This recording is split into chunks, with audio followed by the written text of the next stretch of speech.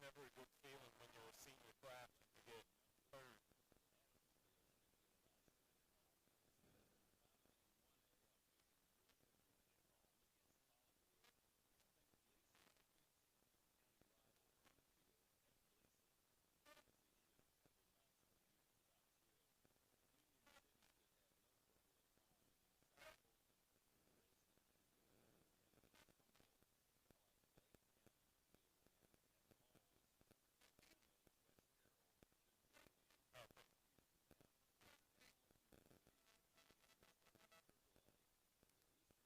We got about 3 minutes.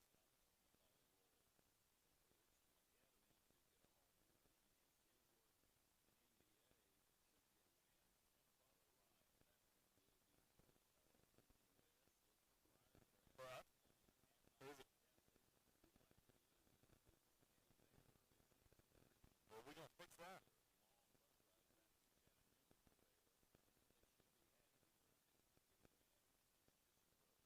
He's not my 78.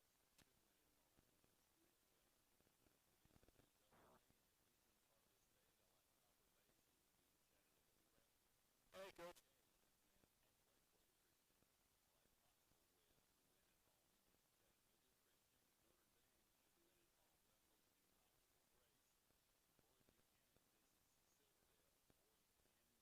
Hey, what's your official prediction tonight? We can put this on the radio, right?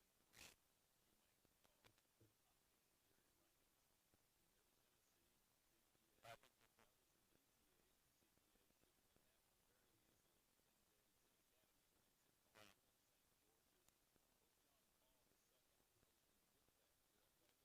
think that'll do. Get you some of that bacon pizza now, coach.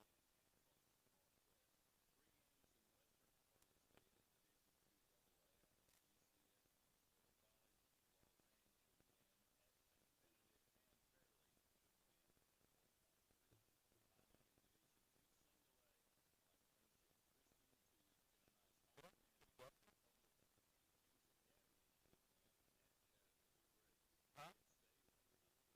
Yeah. Look, we got about 15 more years before I can start talking about football golf.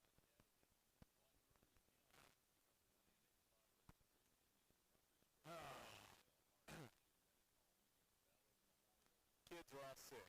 Ain't none of them coming tonight. Buzzkill. If I've ever had one.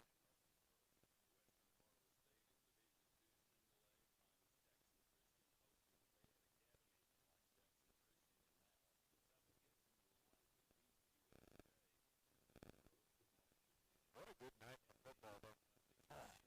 Man, I've got three guys in the top spots in the mid-state. They've been kicking the crap out of me. They said, oh,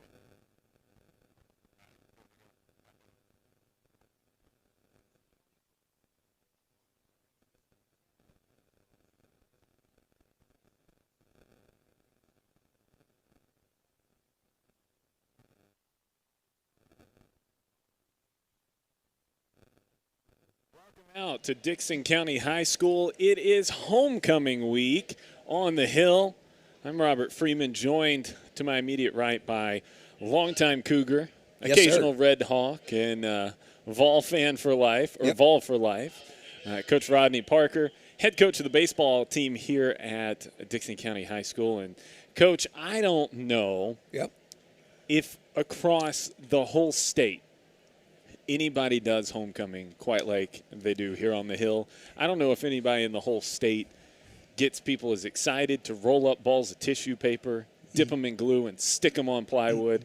I don't know if anybody gets us as excited to parade those floats down the middle of Main Street, or have administrators and students engaging in ridiculous activities during a pep rally. Nobody does it quite like Dixon County High School, and you and I have seen our fair share of these spectacles. It's never not a good time. Oh, man. And today was a spectacle for sure. It was a exceptional week all the way around with great participation from the student body, not a lot of shenanigans going on, and had one little hiccup there with one of the tractors toward the end of the parade that our homecoming queen in her court had a little catch up to do once we got the tractor situation solved. So it was an exceptional day, and I'm looking for just a high energy, and I mean high energy, not only out of our Dixon County Cougars, but out of these Kirkwood Cobras, Freeman. And first, also let me add, always a privilege to be on with a professional like yourself, my friend, and I do not take these moments lightly. So hang on, folks, and let's have a good homecoming Friday night. Well, let's set the table for you because Coach has already alluded to it just a bit. These Kirkwood Cobras, if you're going, wait, what the heck's a Kirkwood Cobra? Well, they're brand spanking new, but they come into tonight's ball game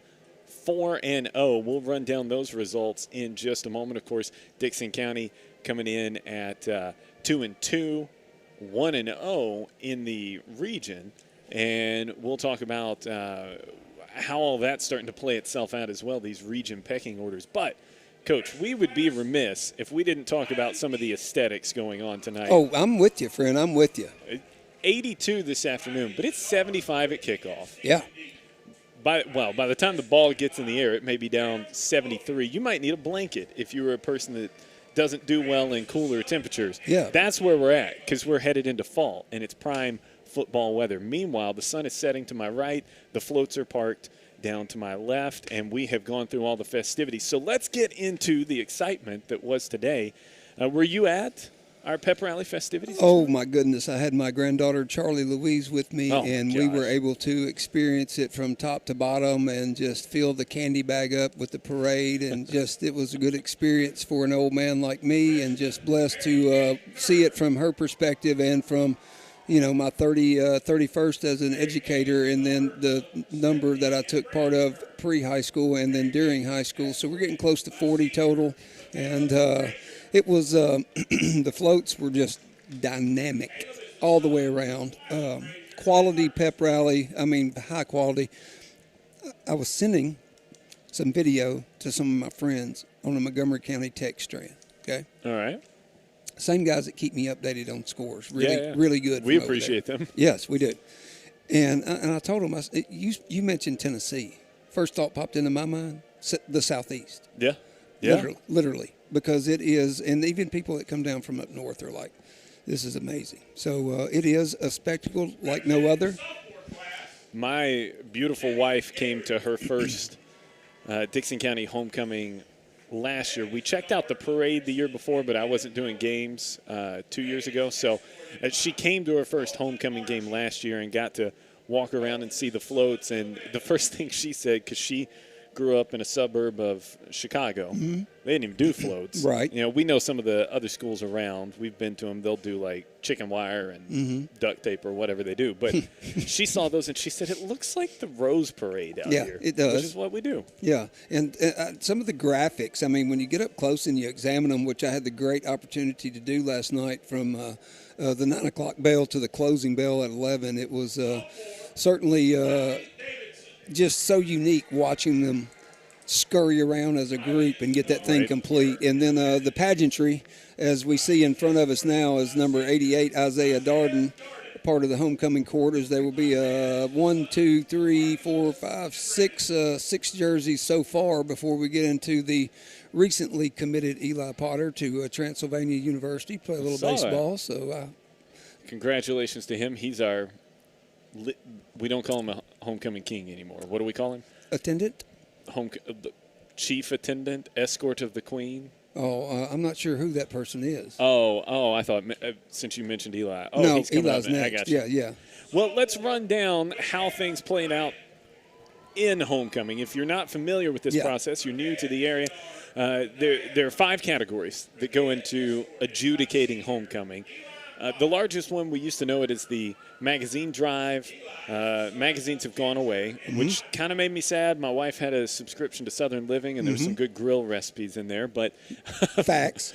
Right. We'll get through that, the loss of Southern Living. But, Coach, talk us through, because this year's a little bit different. The Alumni Association, and are they calling it the Cougar Pride Fund? Did I hear that right? I believe so, sir. So the Cougar Pride Fund makes up 50% of the decision-making process. And then you have the pep rally, the skit, shirts, which is a newer one for me. We didn't have those when I was in school.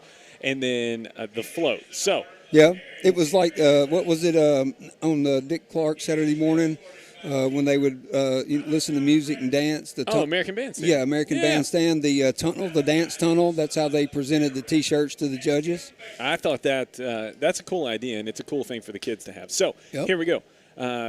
Donations coming into this. They've gone out and they've gotten donations for the Alumni Association in this order: sophomores, freshmen, juniors, and in first place seniors with the most donation coming in. That's pretty typical. You're going to hear that a lot tonight.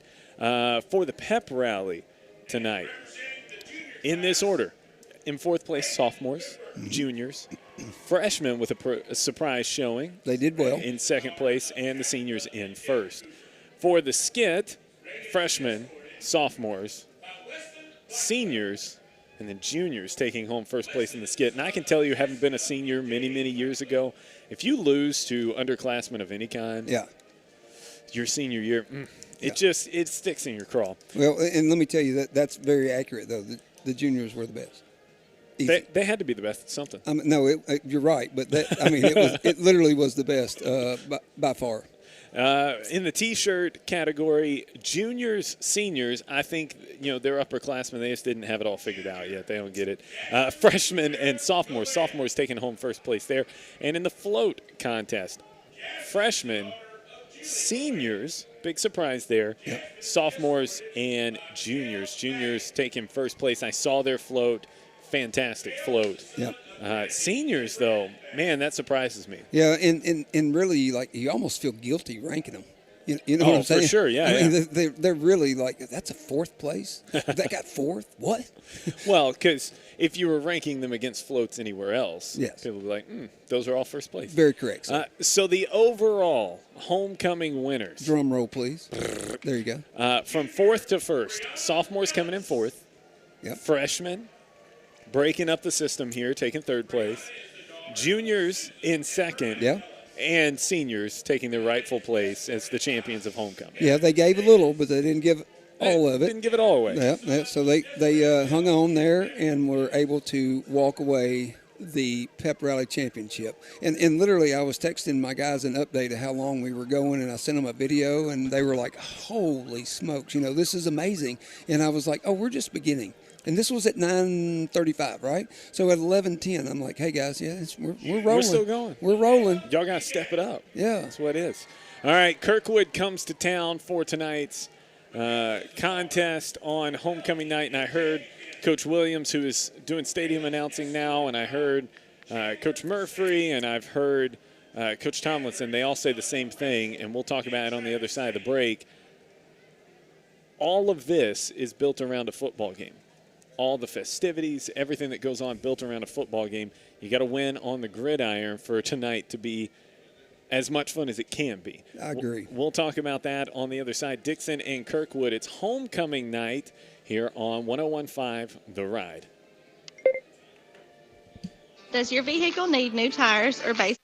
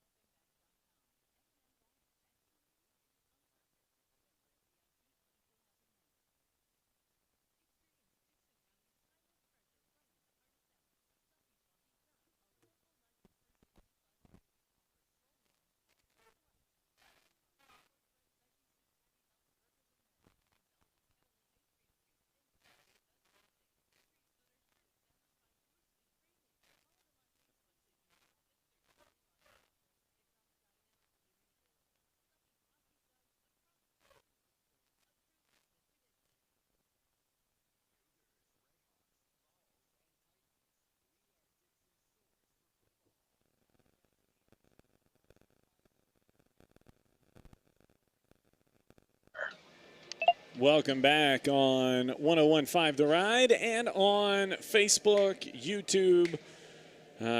Gladly streaming some video of the homecoming festivities, including the Little Littles making their way onto the field now. The junior, I'm not sure what we even call the Little Littles out there, but cuties, we call them that. Oh, they're precious, friend. Love it. Spent the day with one of them. It was precious. I'm going to have to campaign to get one of mine out there. Let's do it. Let's do it. I'll lead the charge.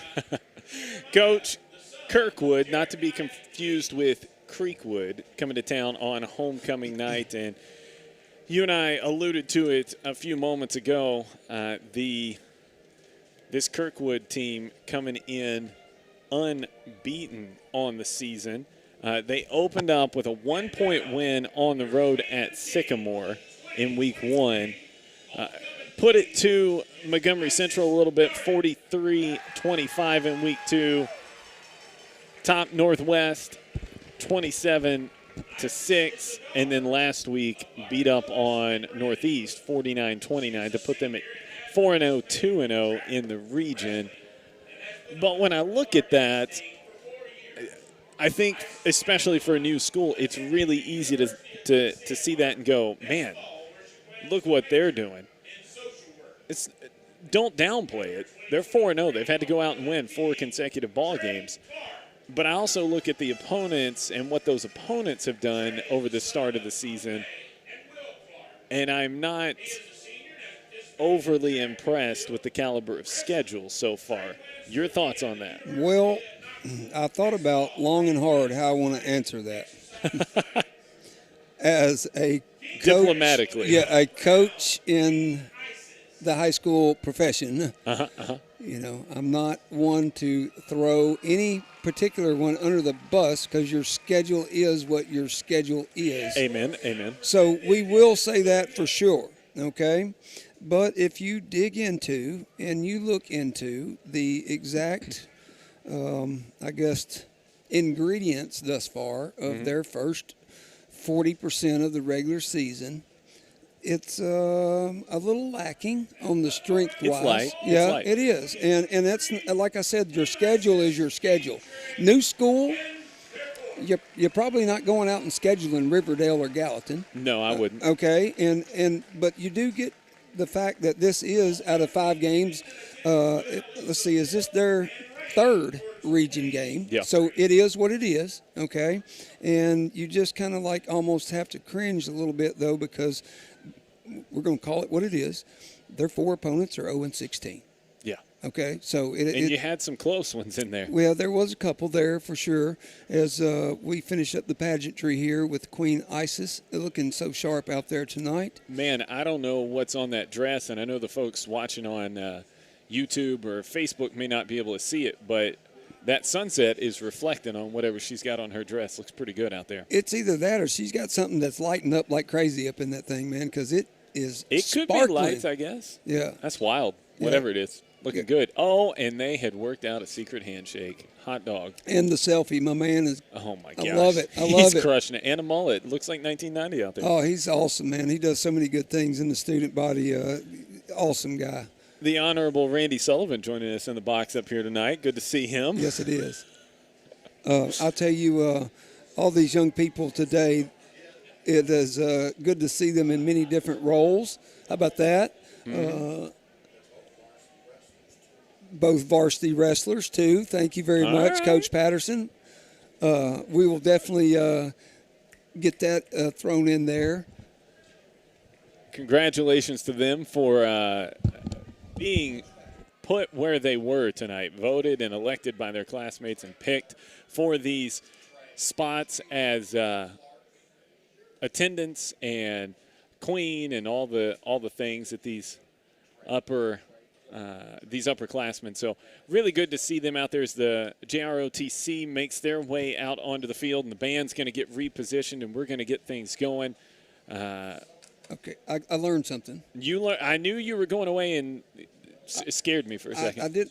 Mr. Clark is our homecoming king, Yes. and I did not want to miscall his first name. So Yes, we yes. got some help, as Coach Patterson alluded to. Mm-hmm. Exceptional representation of the wrestling program, Yep.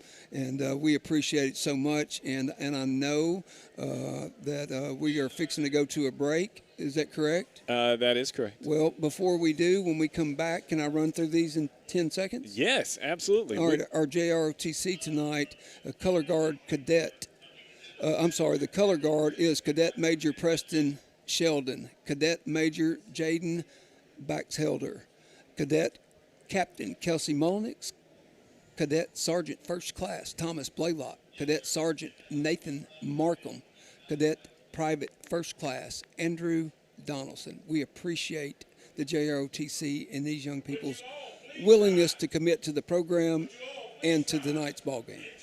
We're going to step aside for a break for the national anthem. We'll be back in a moment. Dixon hosting Kirkwood on the RFC Sports Network. Does your vehicle need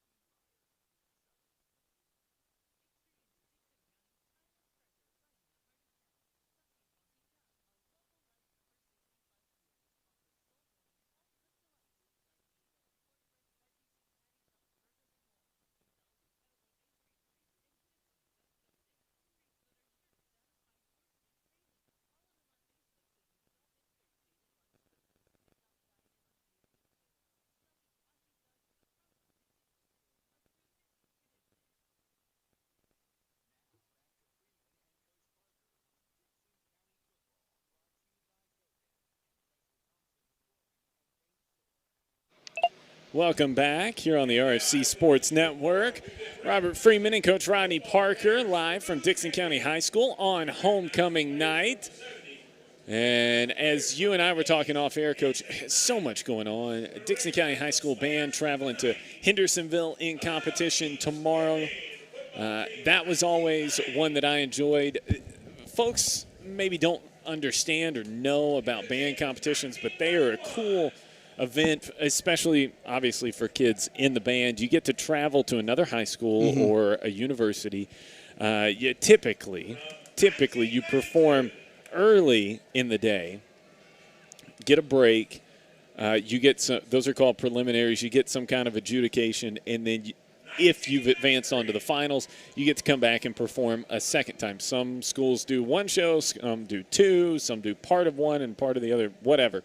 And then at the end of the night, all the bands get to go back out on the field, line up, and they receive their awards. And it's a ton of fun. The bus ride up there is great. The bus ride back is great. But the day spent with your classmates is a lot of fun. So they're headed to Hendersonville tomorrow to participate out there. I think they're going to be going later in the evening. They're not rolling out until 2 tomorrow, so it is a touch later in the evening they'll be performing.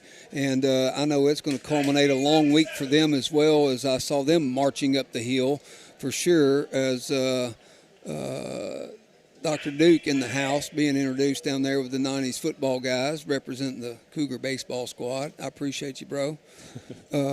But they were getting it, man, and they've been getting it all day. They got after it in the pep rally, led the charge in the pep rally, you know. So I'm excited to hear how they do. I'm not sure if I'm going to be making the trip to Hendersonville, to be real honest with you, but I will catch them sometime in Clarksville because they go that way a couple of times, and I always try to put it on my calendar and catch one every competition season. And I think I've heard you say it, and I've read it on other Facebook outlets where people would say, hey, if we could only load up the football guys and take them to one band competition. I just think that could be really good. Yeah, I do too. I think it'd be good for the camaraderie of both, and I don't think there's a bad camaraderie.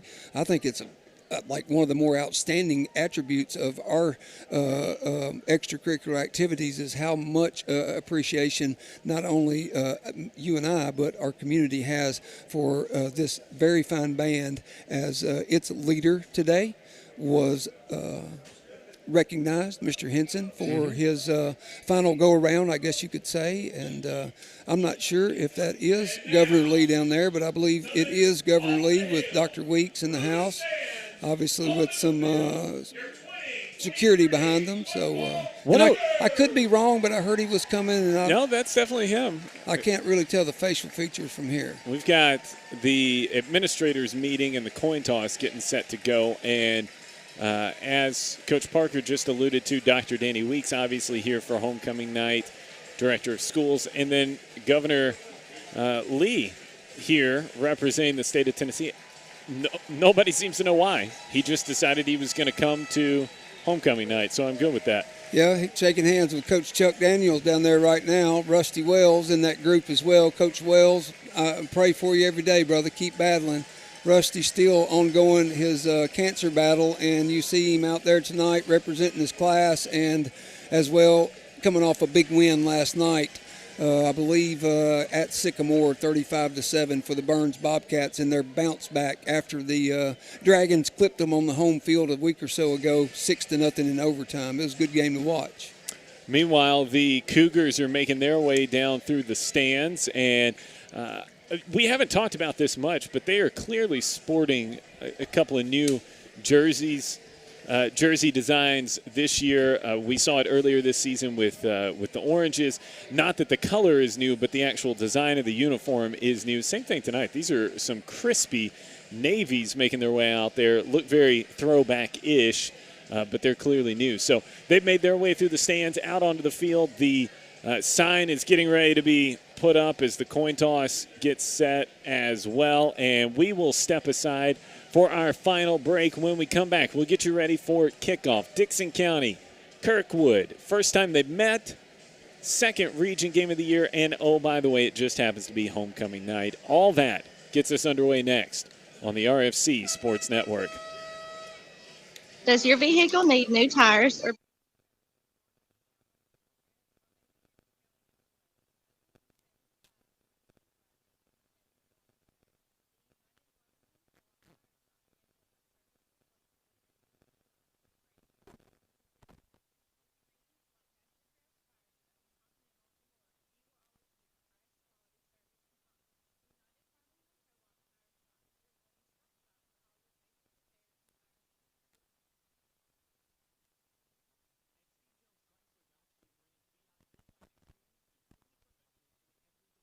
All right, Darden. What we got here? We got Darden, Gardman, Redmond, and Frazier. Oh. How am I? He's worn the same number for 2 straight years. How am I still struggling with that? Niner in the house. Coach Thompson trying to get the crowd fired up. I know I'm fired up. I'm fired up. Oh.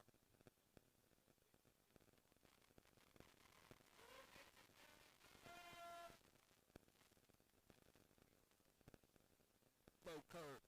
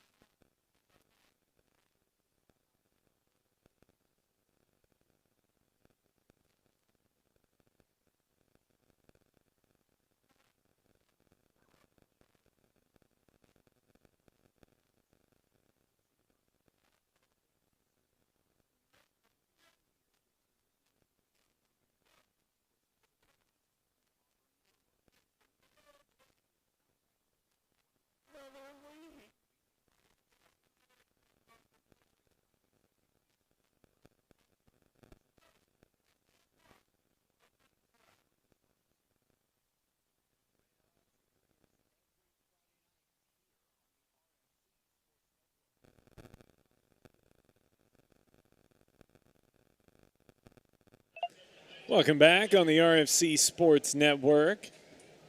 101.5 The Ride, live from Dickson County High School as the Cougars and Cobras getting set to square off for the first time. Captains tonight for the Cougars, Isaiah Darden, McCaleb Frazier, and Malachi Redmond. For the Cobras, I got a number 4. I got Perry Cross-Sneed. I got Lee Buggs. I believe that's 14, Elijah Johnson. And DeCavius Morris, number 19. So they're all squared up.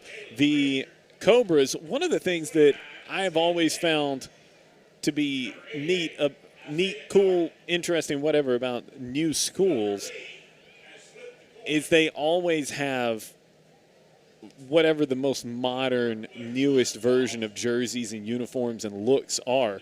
So, like, you can look at the Cougars and say, okay, clearly they were modeled after Auburn during a certain era. They look a certain way, and maybe there's an update here or there, but they're pretty well set. Same thing. You were there when Creekwood came into existence. They have uniforms. They're modeled after, in a roundabout way with some different coloring, they're modeled a little bit after Ole Miss. They've got a look. They've got a vibe to them. This Kirkwood squad, I don't know what they're modeled after, but I know they got metallic gray, silver, graphite, whatever helmets. They got some orange in there, gray pants, white jerseys, crazy numerals. Just looks kind of cool. Yeah, it does. And I'm going to tell you what. They're an excited group. Yeah, they're fired up. I mean, they're 4-0. They're going to come out here flying, and I mean flying, man, because they got some offensive dudes out there. There is no doubt about that. And we don't mean to be disrespectful when we talk about their opponents not having a good start. That is not their fault. No, they've played who's in front of them. That's right. And to be 4-0 in your first 4 varsity contests, you got to give some credit to Chad Watson and his staff over there for getting them off to the right start. Could be 3-1, could be 2-2, could be 1-3, and could be 0-4. And instead, so they're 4-0. 4-0. So good for them. I would look for them to come flying out, and I wanted to congratulate the Kirkwood Cobra community on such a good start. And if anybody is in their vicinity listening or watching, it's going to be a good thing. And I know our home side is full over here tonight, Freeman. Well, we knew tonight would be a big night. I don't know who's in charge of picking how the classes, the decades broke out when they were welcoming back prior football players, but we knew 90s night would be a big night. 2000s night, I'm assuming, is coming in our game in October, and that'll also be a big night. But 90s night on a homecoming night, you knew you were going to get something big tonight, and that's exactly what we have. So I'm excited about it. We didn't get to our keys, but we'll filter them in as we go through. You're right. We sure didn't.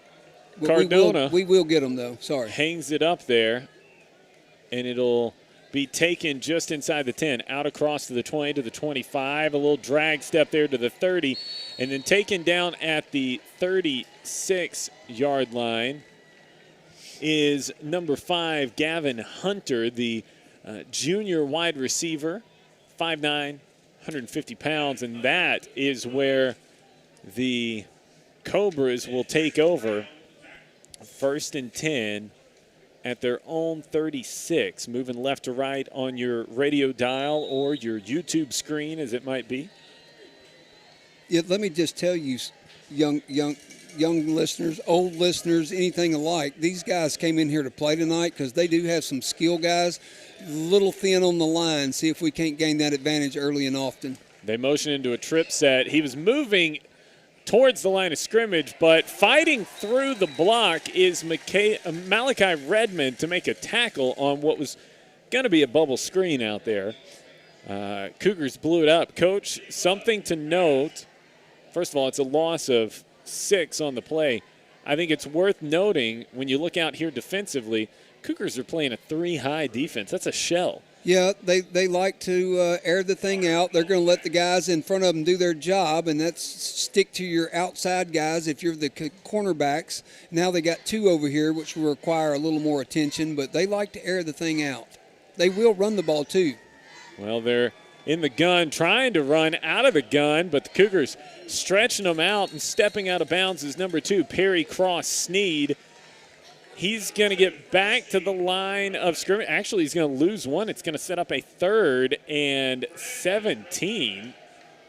So, yeah, 2 good starts on the defensive side for the guys clad in navy tonight. That's your Dickson County Cougars, and we got an early timeout. Kirkwood. They don't like what they've seen, which gives us a chance to go back to our Stuffy's Frosty Jug keys to the game. We got so caught up in the homecoming festivities. Stuffy's is a Dickson tradition, yes, just like homecoming. And on a day like today when the kids get out of school early, you know that's where they're heading. They're going to go get a shake, they're going to get a burger, and they're going to sponsor our keys to the game. What do you got for us, Coach? Well, first off, my large butter pecan shake was top of the line yesterday, sir. Top notch. Okay. I love it. Oh, my gosh. It's so good. Anyway, hey, and Coach Tomlinson's not going to change a lot, folks, that you're listening to these, and we do appreciate them sponsoring us each and every week. But, I mean, he's a little cliche sometimes when it comes to the keys. He don't like to get in specific breakdowns, sustain long drives, keep it out of this explosive group's hand. Don't let a guy miss in a tough one-on-one scenario and cause a big play. Keep them in front of you because they do have some explosive weapons, Freeman, and I mean some explosive weapons. And then finally, as he always likes to finish with, win the turnover battle. We did not do that last week. Well, they'll give it a shot this week trying to win that turnover battle. Stuffy's Frosty Jug keys to the game, and a false start on 3rd and 17 will make it 3rd and 22. I heard Coach Daniel up here earlier. I asked him about how to handle this team, and he just mentioned the idea of Kirkwood has been allowed, for lack of a better term, to use their athletes, but they haven't had much of a physical test so far. No. The Cougars, and certainly McCaleb Frazier, offer that test here tonight. Yeah, here's where you got to watch them when they look to go deep, but instead and there's he's a sack in the middle of the line. That's going to be Ashworth, I believe. Trevor Ashworth, 6'2", 240-pound junior, swallowing up the quarterback there. That's Lee Buggs. And Buggs and company will head to the sideline. And the Cougars will send Hongsermeyer back to midfield to return a kick. Yeah, and I got to give some credit to number 45, Eli Andrews. He was definitely in the area with hands-on Bugs as well. Cougars set up for the return. It's a high end-over-end kick. It'll bounce and roll across the 40 and then check up at the 43 Nice. for Dickson County. So they will start plus-side territory.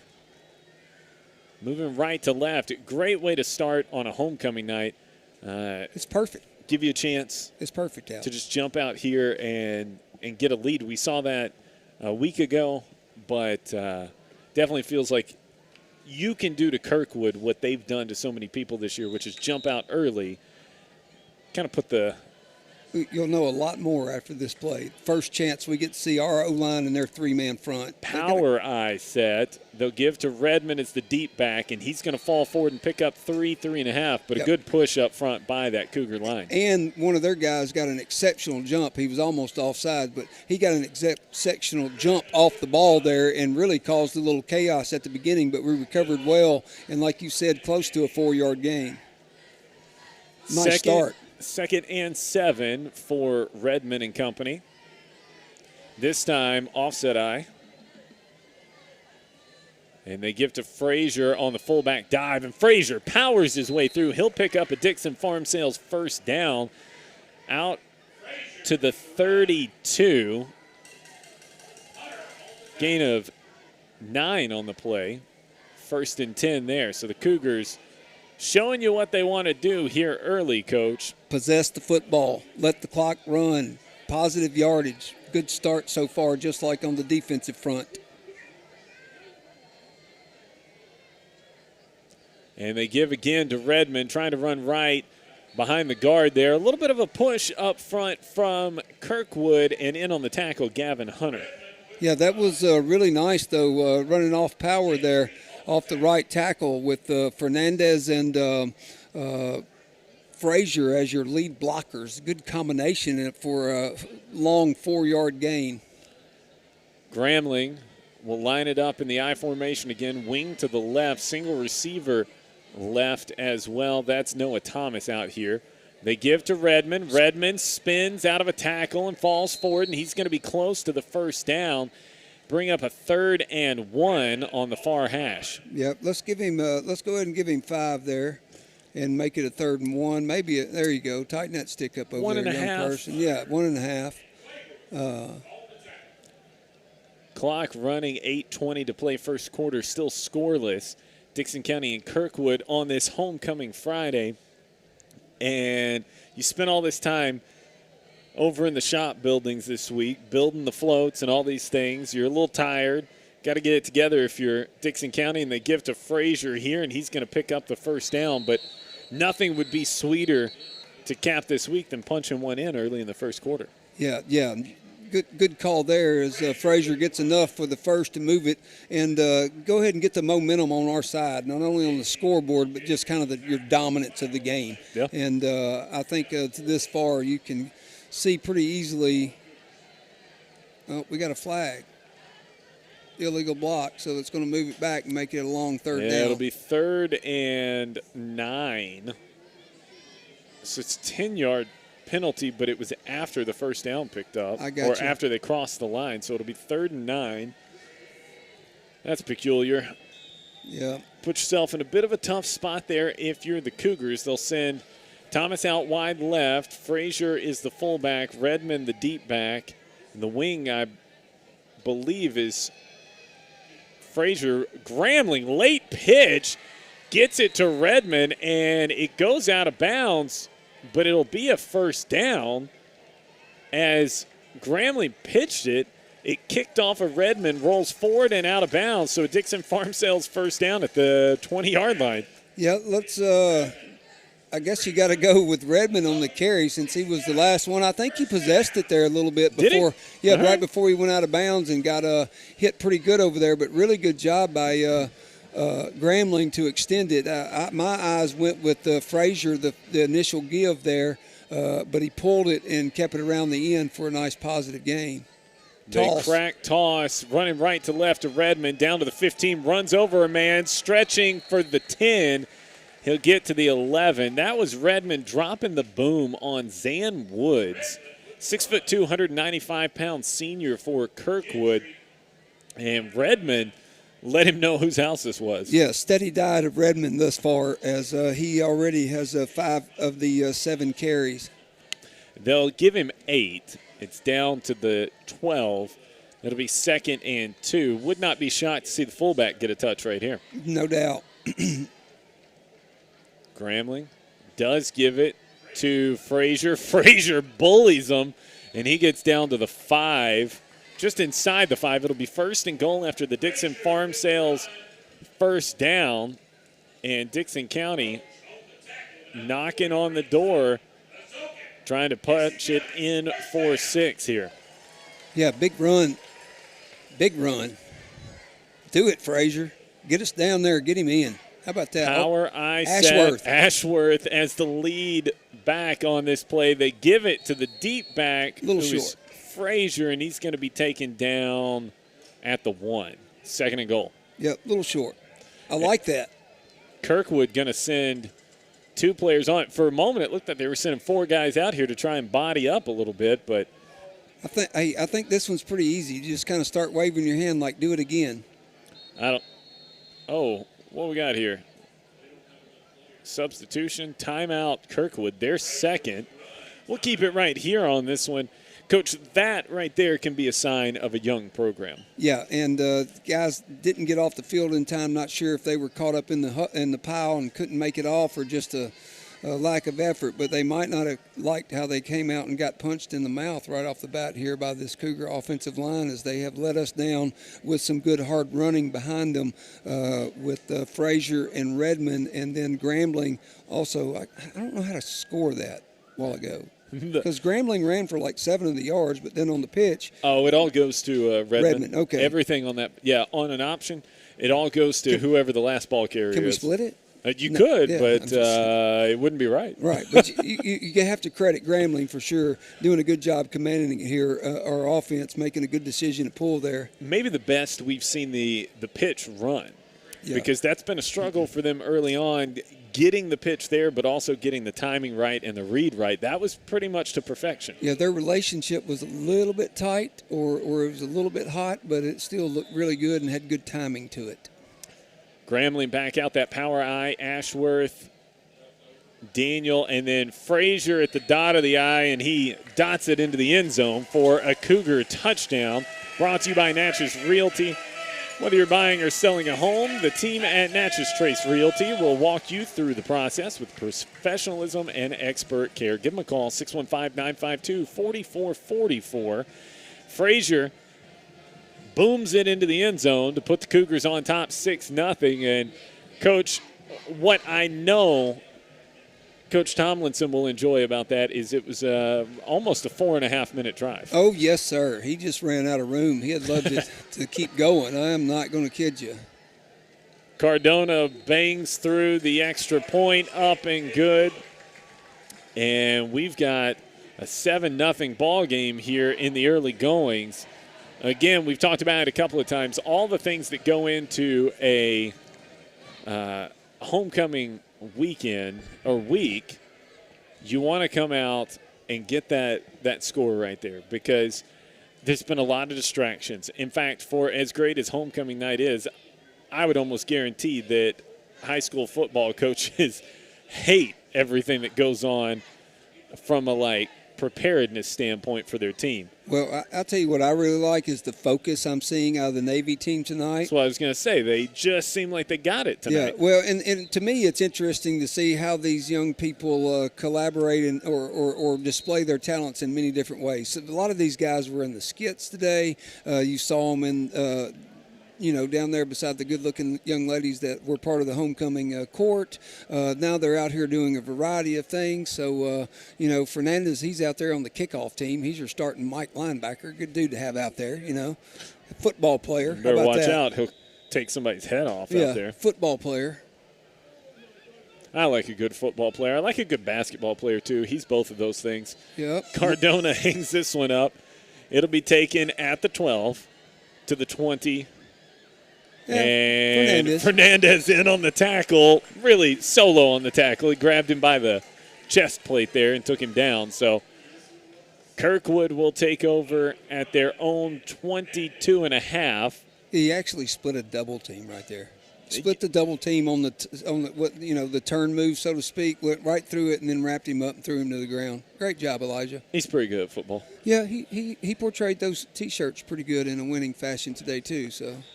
Two receivers to the far side, one to the near side, tight end to the right. Ooh. Quarterback in the gun. Looked like a flinch there. They'll give to the back, and across Sneed, darts forward for about 2 yards on the play. Yeah, well, Frazier lined up over center that time. You know that? Uh-oh. Ashworth, Ashworth. a little ding there. That's the. It's a knee. Oh.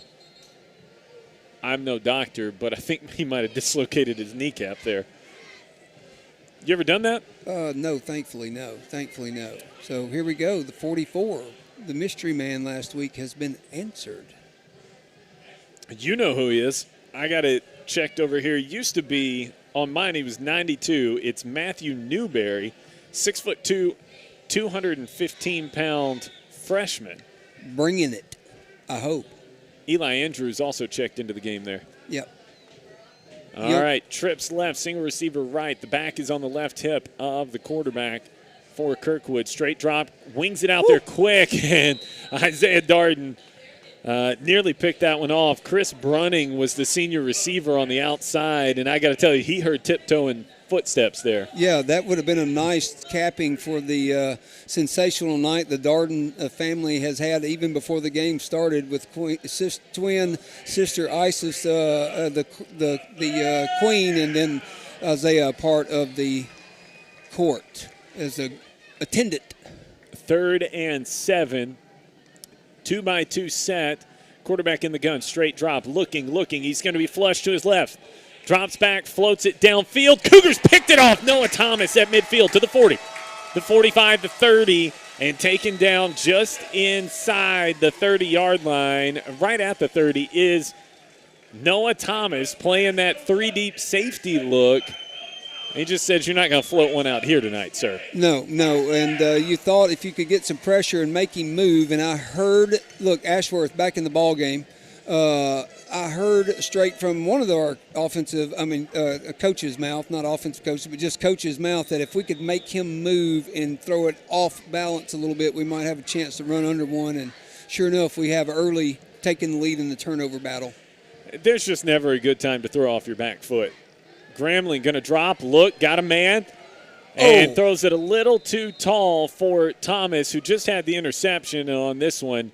Had inside position on the post route, but Grambling just a little too much zippity-doo-dah on that. Yeah, he Joe Milton that one. I was about to say it looked like 2022, Joe. Yeah, he zipped that one pretty good, which was good to see. Wasn't a bad throw. Rip it and grip it, man. Yeah, it was just a touch too hard and too long, but I like it there. They fake a little play action out of the smokestack eye, shades of old, and try to hit your man across the middle on a post route that had him beat too. True eye here. They pitch it to Redmond, 20-15, down at the 6. Oh, he's taken down from behind by Gavin Hunter. That play looked real bad because blowing up that line was J.J. Chapman, the linebacker. He grabbed Grambling as he was pitching. Yep. He got through there pretty quick. We'll give him credit, but good job executing the toss there. As we get a gain of 24 there for Redmond. Sounds good. Yep, and he jumped it right. That's twice they've jumped the snap count. See if we don't mix it up and draw them off sides later on.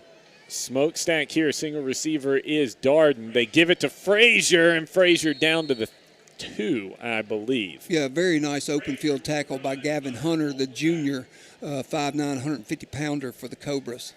Darden is begging for a little fade on this.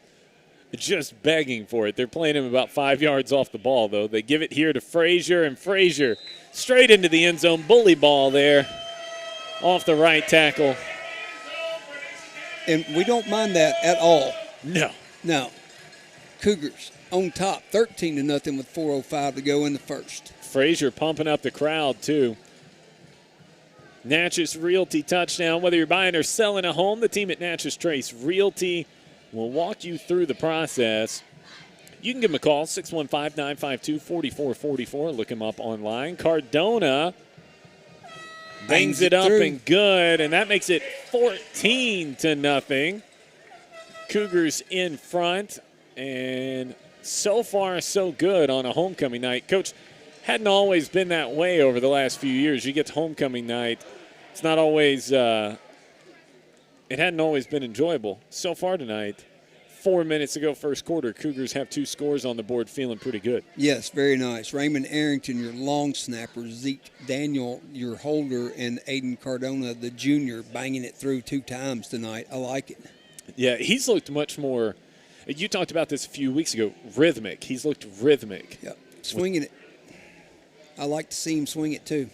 Doing a good job for us. Let's see if they go left hash, so to speak, and try to pin them in as they've done the past 2 times. Eyeball and 27. He changed sides last time. Let's see if he does it again. He does it again, which would tell me they're overloading, kicking left. Cardona hangs it up. He is shooting for that left side, taking it to 15, out across the 20 to the 25, breaking through the 30 to the 35. And taken down at the 37 is the return man, I believe. Again, that's Gavin Hunter. Yep, 15. Landon Carr squaring him up there around the 35 and tackling him down pretty quick light after that with just minimal gain. 1st and 10 for the Cobras at their own 37-yard line. I could be wrong, but I don't think they have positive yardage yet on their first 2 possessions. They backed up 12 yards on the first one and picked up about 4 on the last possession. So sitting at -8 by my tabulation plus a pick. Yep. Newberry back in at left defensive end, the freshman. Frazier opposite, jet sweep. A little sweep around the left side, but Frazier in there. And we're going to get a flag, and I think they're going to say face mask, and I disagree. Yeah, that was Noah Armstrong firing out of the nose position right there and working down the line. Great job recognizing the jet and him working down the line. Face mask out of it, unfortunately. That's a rough call. Yeah, unfortunately. I didn't get the guy's number that was running the ball, but he got rudely introduced to the game. I appreciate the way that came in from the defensive backfield, though. Yes. It'll bring up 1st and 5. And they fake it. This time they give it on the dive to Perry Cross Sneed, and he dives forward for a pickup of 2, 2nd and 3. Yeah, Isaiah Daniel, your linebacker, in the mix regularly and doing a good job. Sure tackling there as good start to the 1st and 5 there, only making it 1st and like a long 4, but we jumped there. So now they got a penalty out of it and going to get an easy 1st down. Noah Armstrong a little excited out there after a couple of early hits on his part.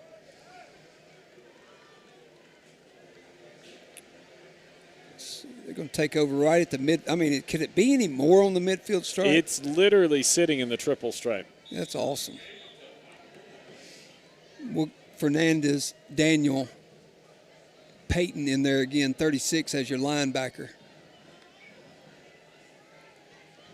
They give on the dive. That'll pick up about 4. So now for the first time tonight, Kirkwood's starting to move the ball a little bit. Yeah, aided by a couple of penalties.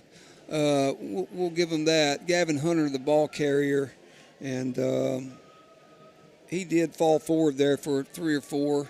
And Frazier did a good job with the shoestring tackle to prevent him to getting to the second level, so to speak, as they did do a good job of blocking that particular play. 2nd and 6, 2 to the right, 1 to the left. They give to the back again. He cuts his way through into the secondary and tripped up just across the 40 down to the 38. Goes across Sneed again. He's clearly the horse in this situation. Yeah, good run there by him as he cut back hard against the grain and found an opening. Isaiah Darden flares out, and we've got LaDainian Walker in, young sophomore sporting number 19 out there matching up in the slot. I hear they fake that dive again. Throw it, man wide open, caught, touchdown. Well, there's an answer for you as Gavin Hunter, I think that's Hunter, in the slot, and it was. Reels that one in from 38 yards out, and Coach, they got exactly what they wanted. They softened the Cougars up a couple of times with that run, sucked up a safety, and then went play action. Yes, they did, and beat us deep, couldn't get over in time, and a nice thrown ball, and limit the explosive plays, and a 40-yard TD pass on 1st down is certainly an explosive play. Extra point is up and no good, so our score will be 14-6. Cobras on the board for the first time tonight, and they did it the way they've done it all season with a big chunk play. Yes, and, you know, a little disappointing for sure to see them score, but the fact that we really aided them at the beginning of the drive with our yellow flags, so to speak, penalties, whatever you want to call them, just miscues that we need to take care of, and extended a couple of their drives, and consequently Bugs hit a guy in what I call the void, where you can get between the corner and the safety, and he certainly did that for a nice hookup of 40 yards. And I didn't get into it in-depthly, but Bugs is ranked in the top 5 in passing yards in the mid-state. Got a receiver that leads the mid-state in receiving yards. And then they got the back there, what is it, Pierce? Sneed is in the top 10. So they can move the ball. Kickoff here taken at the 20 by one of the upbacks, out across the 20 to the 25, and then the 29 is where the Cougars will finally take over on the far hash. Yeah, starting safety Luke Markham as the up man. Good sure hand catch and positive yards on the return as the Cougars will get a third crack at it here in the opening quarter, 1:59 to go, with a chance to extend this particular lead. 14-6, Cougars lead it 1st and 10 at their own 30. Single receiver to either side. In the pistol, they motion across. Fake the give to Frazier, and he's wrapped up and taken down, and flag's going to come in. I think that's going to be labeled a face mask as well. Yeah, great job on the part of the Cobras as they blitzed into the run that time, and that happens from time to time. You blitz into the run, and unfortunately they got us there, but we were bailed out by the face mask call. Yeah, and it's the personal foul variety. That's going to make a big difference here. Yeah, 15 yards in an automatic. Yeah, 15 out to the 42. Yeah, spot foul. So, no, there's not a spot foul in high school, is it? Yeah, no, that one, it's 15 yards from the spot of the face mask. That's right. Yeah. So that'll put it out 1st and 10 at the 42 of Dickson County. Cougars back under center goes Grambling. They motion right to left. They toss it left, and Redmond turned the burst on to get around there, and he'll pick up 8 yards out to midfield. Coach, I thought for a second Redmond was going to get caught up in the backfield, and he's got a gear that I didn't know he had. Yeah, well, not only that, but the end was sealed greatly for him by number 27, the sophomore Elijah Fernandez, which gave him a really nice open lane to get around for a nice first down play, getting you in the second and short. They motion again. They fake that play, give it going the other way with Fernandez. He's got a first down, nearly broke that one, and then a flag's going to come in. We'll see what that is, maybe another face mask. It's a pickup of, 8 by my count with a flag pending. Personal and it foul. is another face mask. That'll be from the end of the run at the 43. Tack on 15 yards. That'll take it down to the 28. And that'll be another Dickson Farm Sales first down. Yeah, and what you see a lot of times is they start reaching instead of squaring up, and there you go. You start getting some of these 15-yard variety masks called, and that's not a good thing. No, that's not something you want to see regardless of which side you're on. Exactly. Single receiver to either side for Grambling. He motions right to left with Redmond. Now pumps, throws, got Thomas wide open. Beautiful slant, and that'll get him another first down to the 12. Yeah, nice 15-yard pitch and catch there on the inside slant. Good play fake, and then Grambling comes up and throws a strike. Now, some of the best balls we've seen him throw have been tonight. I know he was out in front on the post earlier tonight, but plenty of mustard on him. Yep. Getting it out on time, not holding on to the football. Good stuff there. That was exceptional. 2 receivers to the left, 1 to the right. Grambling gives Frazier, keeps coming around the left side, and he'll get down to the 6, but there's a flag. I think that's going to be a hold. And it is holding on Dickson at the 10. That'll back it up to the 20. It'll bring up a first and 17. Yeah, a little disappointing there because Grambling had a really nice fake and kept the ball going around. He had already got away from that hornet's nest, so to speak, where the hold occurred, and it was kind of a backside hold, which you don't like to see, but it is what it is. 12 seconds left here in the first quarter. Dickson and Kirkwood. It's homecoming night, 14-6. Cougars lead it. They've had 2 awesome touchdown drives so far. I think we're going to the quarter. And I believe that is correct. We'll step aside for a break. 14-6. Cougars lead it after 1. Back in a moment on the RFC Sports Network. Does your vehicle need new tires or basic service before heading out on the big trip? Or maybe you're just going up the road. Open from 7 to 5 Monday through Friday and 7 to 1 on Saturday. The United Farm and Home Co-op Tire Shop can provide services like oil changes, alignment, brakes, and even suspension repair. With brands like Mastercraft, Firestone, Continental, and more, you will always get the highest quality service and products. United Farm and Home Co-op Tire Shop is your one-stop shop for all your basic repair and tire needs. Experience Dixon County's timeless treasure right in the heart of town. Stuffy's Frosty Jug, a local legend for 60-plus years, offers soul-warming, home-cooked delights like meatloaf, cornbread, veggie soup patty, melts, burgers, and more. Indulge in heavenly ice cream treats and Dixon's best milkshakes. Treats that are sure to satisfy your sweet cravings. Follow them on Facebook so you don't miss their daily lunch specials. Pick up, dine-in, or catering available. Stuffy's Frosty Jug, across from Dixon Middle School. A true Dixon tradition. Cougars, Redhawks, Vols, and Titans. We are Dixon's source for football. Now back to the action. Brought to you by Zochem and Preston Thompson's Flooring and Paint Store. Welcome back on the RFC Sports Network. 101.5 The Ride, proudly bringing you tonight's homecoming action as Dixon County and Kirkwood square off for the first time. And Dixon County leading 14-6. Redmond runs it there on 1st and 17. Picks up a couple, and it'll be 2nd and 15 as we start this second period. Cougars coach got everything they wanted, it seemed like, in the first, but a big shot by Kirkwood tightened the margin a little bit, and now the Cougars find themselves with a 2nd and 15, trying to stay on schedule or get back on schedule and extend this lead. Yeah, Whit Farrell in at tight end right here. Toss that way.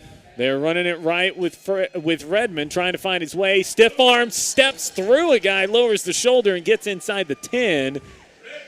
And he's going to set him up with a 3rd and manageable at least. I would agree. Big for us to respond to their touchdown with a touchdown. It would be huge. Yeah. And that was a nice run right there of 11 yards. Redmond, the guy was reaching again. Redmond, well, part of that was his nice stiff arm coming around the end. Lower to shoulder, too. 3rd and 3. They'll give it here to Frazier. Frazier's got that 3 easily. He's going to be down close to the goal line. Looks like about the 2. So 1st and goal there at Dixon Farm Sales first down. Well, that was basically just your heavy package there, so to speak. Bully ball. Yeah, Ashworth in leading the charge there. Isaiah Daniel in at the middle back of that smokestack set and turning around and hand it to the baddest dude on the field and see how many he can get each and every time. Well, they may do it again here. Grambling under center gives it to Frazier. Frazier driving, pushing, churning, touchdown. Yeah, exactly. A Natchez Realty touchdown. Whether you're buying or selling, the team at Natchez Trace Realty will walk you through the process with professionalism and expert care. 615-952-4444. 20-6, Cougars in front. And, Coach, that bully ball that I keep referencing. Yes, sir. You put that many big bodies in a line, I just don't see much you can do to stop Frazier in that smokestack. Yep, Arrington snap, Daniel hold, Cardona. He's good. Give him another extra point up and good, and we are at 21-6. Cougars re-extend that lead. Yeah, and listen, that's just outmanning your opponent right there, and that's kind of the thought process to be, not to let the cat out of the bag, but that was kind of the thought process going in, that we would be able to establish some dominance up front on the line of scrimmage and would have to dance around an explosive play or two here and there, which we've seen one out of them thus far, but a lot of negative plays as well for their offense. And it's going to be interesting to see if the Cougars can capitalize on the offensive momentum and turn it over to the defensive side and make sure that we keep them in front, because they are capable, sir. Well, what I've enjoyed about it, though, is the Cougars, I know they've got the takeaway, but they have just taken the front line away from Kirkwood out there tonight. They've pushed them around up front for the most part. We've seen a couple of guys slip through. What's his name? J.J. Chapman has been in the backfield. He's jumped the snap count a couple of times. But aside from that, Dixon County has moved that front 7 for Kirkwood. And when you're doing that, that makes a big difference in how the game is played. Cardona banged that one to the 10. Kick down to the 10, out across the 20, cutting outside to the 25, to the 30, to the 35, and taken down there, I believe, is Hunter, Gavin Hunter. He's electric on the kick return. Yeah, we see you, Landon Carr, 2 special team tackles thus far. So great job covering the kick by Landon Carr. Like that play right there, to be honest with you, concerns me more than when they line up under center, because they got the capable athlete to pop it and make a couple dudes miss and go. Well, and there's natural space that comes with a kickoff. Exactly. You don't have to make it. They give to the deep back here, and he'll fall forward and pick up 5 or 6. Yep. Does cross Sneed. Yeah, got to give him 6 at least there. 4 carries for 13 yards. They're going fast. 2nd and 4. Turbo here. The back is wrapped up. Quarterback is wrapped up in the backfield. Bust play there for Bugs. And he'll be dropped back at the original line of scrimmage. Yeah, that would be Overton on the sack. So now 3rd and 10, and they go right back to the line. 2 receive. Oh, Cougars jump, and they shove back. Frazier got his money's worth anyway, didn't he? He knocked center Andres Soto Garcia back on his keister. If you're going to do it, you might as well do it big. That's the rule, right? No doubt. And he did. 3rd and 5 now after the penalty. 2 receivers to the far side, 1 to the near side, tight end to the left as well. The back is on the left hip of Bugs in the gun. They motion right to left, and the Cougars jump again. This time, Frazier's pointing to their guy. Eli Andrews is saying we're going backwards, but the officials are saying that we're going the other way. So cheap first down. Got to calm down, man. We can't give them just 10 free yards when it's freaking 3rd and 10. Sorry, not the most professional way to put it on the radio, but I mean that's sometimes you just got to be blunt. It is, and I mean you just if you're going to play championship caliber football and win games in October and November, you can't. I'm sorry. Say it to me again like that. I liked it. Yeah. They motion again. This time they give to Cross Sneed, working away from that motion, and he'll pick up 7 on first down. Out across midfield to the going fast 47. The Cougars lost a helmet there, so they won't be able to go too fast here as Ashworth has to check out. Yeah, now, and I have read this about some various write-ups of the Cobras. Are we staying here? Are we breaking? Staying here? We'll keep it here on this one. Okay. That they wanted to actually try to run a play every 10 seconds, kind of like what Hype does up on the hill in Knoxville. That stuff is crazy to me, Coach. And you can see them. What it is. They went positive on first down, which equals let's go on second down. Yep. And besides the good fortune that time of Ashworth's helmet coming off, slowed it down for sure. I don't ever want to be a buzzkill, so Vols fans don't hear what I'm not saying, but I had a tendency when Oregon was doing that a few years ago under Chip Kelly, and they're trying to run a play every however many seconds. None of that sounds good for player health long term, right? In my mind. So I'm anti-turbo or NASCAR or whatever they call these super high-paced offenses now. I'm anti that. I'm all for well-designed offense, just not speed gimmicks. 2 receivers to the near side, 1 to the far side. Tight end on the right as well. Bugs in the gun, throws it quick out, and he gets it to Hunter. And he'll pick up the first down after a gain of 4. Noah Thomas, sure tackle, but a first down. The clock stops for the chains to move, although there's no one over the ball except the center for Kirkwood. Yep, need a stop here. We do not need to give up more points. Keep the 2-score lead. 2 receivers to the left, 1 to the right. Low snap, Bugs saves it, gives it to Cross Sneed, and he's wrapped up and driven back. He'll pick up about 1.5 yards, 2nd and long. Yeah, they don't give him much there, for sure. And a lot of misdirection you see, trying to influence us to go one way, and then they're running a little counter back to the other side. They're throwing their hands up like, what are we doing? We've got to have a replacement on the line, I believe. There he comes. Play clock could be an issue on this particular play, sir. Well, it was stuck at 18. Now it's rolling. Yeah, the left guard, he's out there hobbling around. He can barely stand. New left tackle in. And now we got a stoppage. The white hat and the back judge are having a conversation over the ball. And now a timeout Kirkwood. Timeout Kirkwood, their last. We'll keep it here on this one. Get you a couple of scoreboard updates here. Please do. From the baseball realm Oh, first. that'd be fun. Braves lead the Marlins 6-4 after trailing 4-0 in the second. So nice comeback there in the sixth. The Yankees lead the Pirates 3-2 in the bottom of the sixth. Rays on top of the Orioles. That's a big series right now to figure out what's going to happen in that AL East. Rays lead 4-0 in the sixth. Interesting. Blue Jays on top of the Red Sox 3-0. Reds lead the Mets 3-0 in the sixth. Rangers trail the Guardians 4-0 as the Rangers try to complete the most impressive downfall of a team I can remember in the last few years. Twins on top of the White Sox 5-0 in the fourth. Royals and Astros scoreless. Nationals lead the Brewers 3-0. Phillies ahead of the Cardinals 4-0, and Giants and Rockies knotted at 0-0 in the top of the first. Cubs set for first pitch at 8:40. Dodgers at 9:10 for those of you NL faithful. Yeah, and I'm going to tell you, the 16 National League wild card race is amazing, and my Reds got a shot. Look, honestly, at this point, I quit paying attention to the NL race a couple of weeks ago. Braves are on cruise control. I ain't worried. I hear you.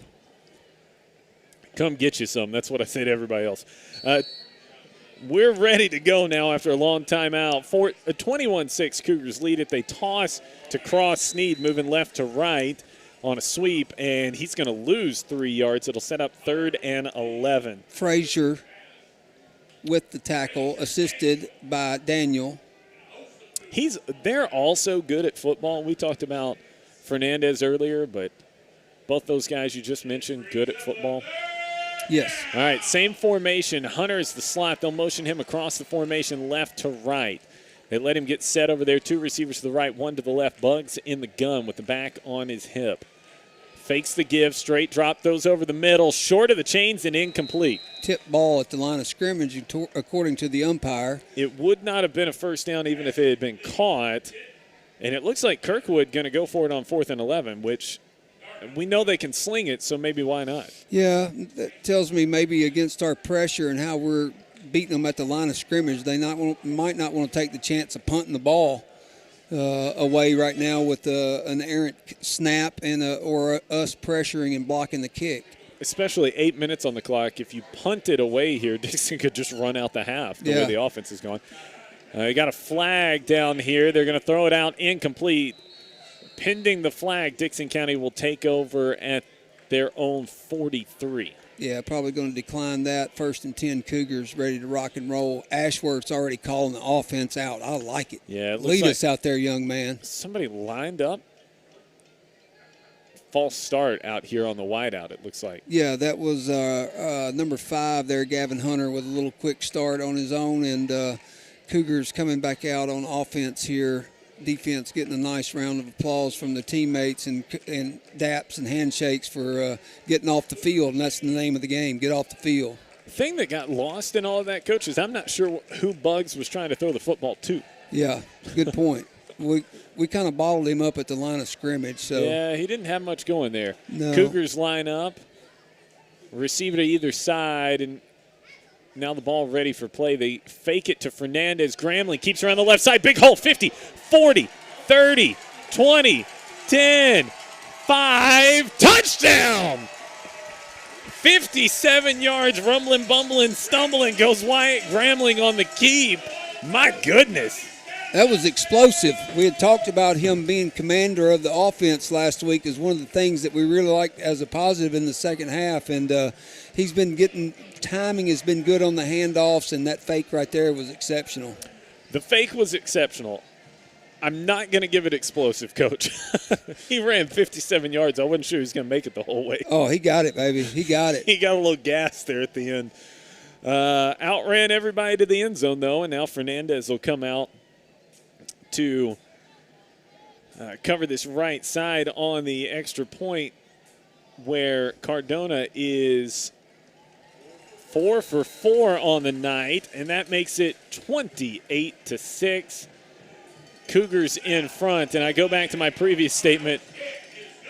Dixon County getting whatever they want out there tonight. Yeah, and, that offensive line, and we've talked a lot thus far about the hard running from Redmond. Obviously, Frazier with 3 touchdowns this far, and then Grambling. And on only his second keep of the night, that gives him 65 yards on two touches or 2 carries, and also lines him up for obviously the last score there. So let's see if Cardona getting a little juiced here. See if he can poke that thing back a little bit further inside the 10 here, and get a little confidence out of the swing of the legs. 4 out of 4 tonight on the extra point. So our JRTC is certainly getting a workout down there in the first half as they're doing jumping jacks instead of push-ups now. Well, they've done push-ups for 4 touchdowns, but that's compounding, folks. Yes.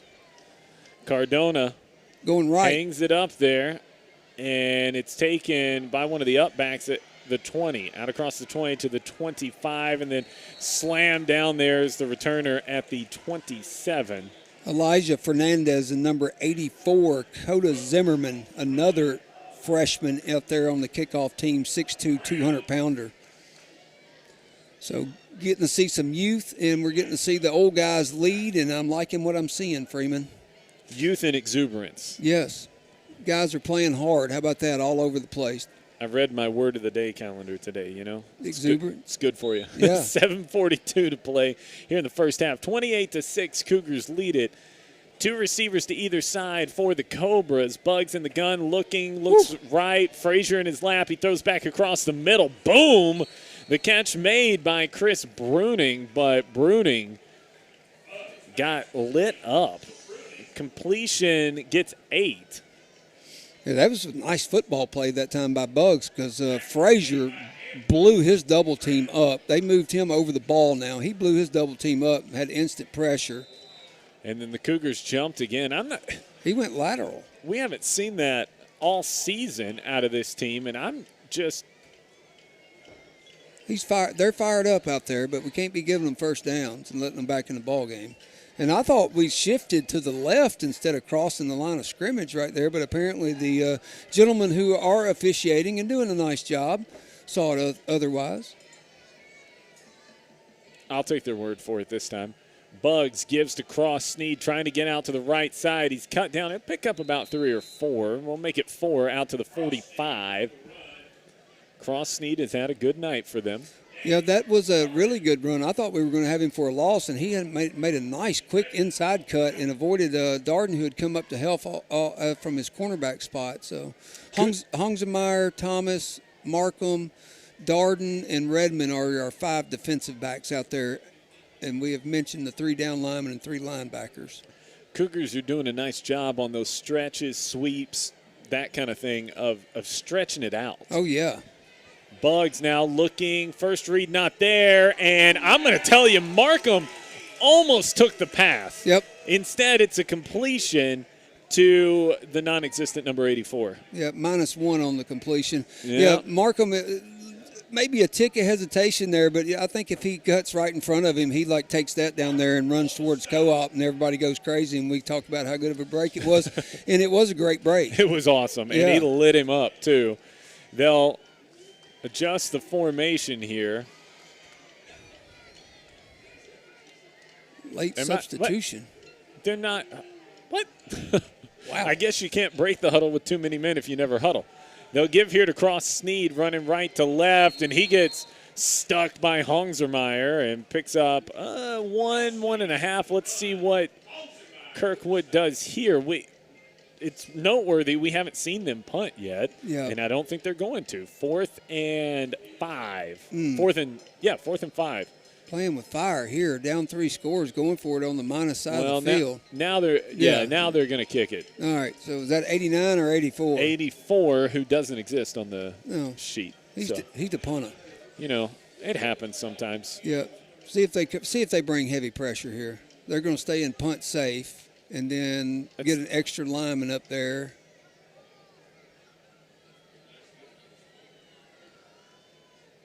It is away, and it is a high kick. It'll bounce at the 25 and then scooped on the run by Redmond out across the 30 to the 35 to the 37. That was a Wild call by Malachi Redmond. Yeah, Malachi feeling it. If you would have saw his MC Hammer impersonation today, you would like, go boy, because he was getting after it today in the pep rally, and he's feeling it out there tonight as well. I like it. Aggressive. Now, you like it from up here in the press box. Yes. There is zero chance you would have liked it. No, on the sideline. I think that was pretty clean right there. I mean, that was a high hop. He ran right under it. He had a couple of guys out there, but you're right. He was wide of the coverage team there. And nice return, takes it out to the 37. 1st and 10 there for the Cougars. 4:47 to play in the first half, and Fernandez was a bonus Cougar out there. I formation, and now, they'll get him for illegal substitution, late substitution. Tristan Brown checked into the ball game, and when Elijah came out, then that made us 12 in the huddle, so to speak. Just remember, Coach, if you don't huddle, you do what Kirkwood did, which is line 12 guys up on the field and just walk one off. Yeah, Whit Farrell getting a lot of play out there at tight end. Jonathan Perez is your right tackle out there as I try to go down the line here after this play. They give here to Redmond. Big hole. 50-40. He's going to house that thing. 30-20. High stepping it and turns around and looks into the end zone. Oh, goodness. 68 yards. Is that good? Yes. Explosive. Explosive. Goodness gracious. Yeah, that number 55 in there, William Rosales in at the left guard. Number 65 in there at that time was Brody Carruthers, your left tackle. And then Weston Blackwell is your center. And I think the right guard stayed out there. Well, snap is good. Hold is good. Kick is up. Kick is good. 35-6. Cougars in front now. Coach Tomlinson would love to run some clock, but his last two plays have combined for almost 120 yards. I doubt he's going to complain about that. No, and if they want to keep going quick, we'll certainly keep turning around and handing it to this duo of backs that we've got having a really good night, and an offensive line that's out there just kind of licking their lips at this point in time. So impressive thus far. 35 points before half. Well, we talked about it before the game, Coach. I've heard some of our box mates say everything that goes on during homecoming week doesn't matter if you don't win the football game. I've heard some former Cougar head coaches, and Coach Tomlinson and I talked about it last year. It's all for naught if this part doesn't play out. But so far the Cougars answering the bell as Cardona hangs this one on a line drive. It'll be taken at the 15.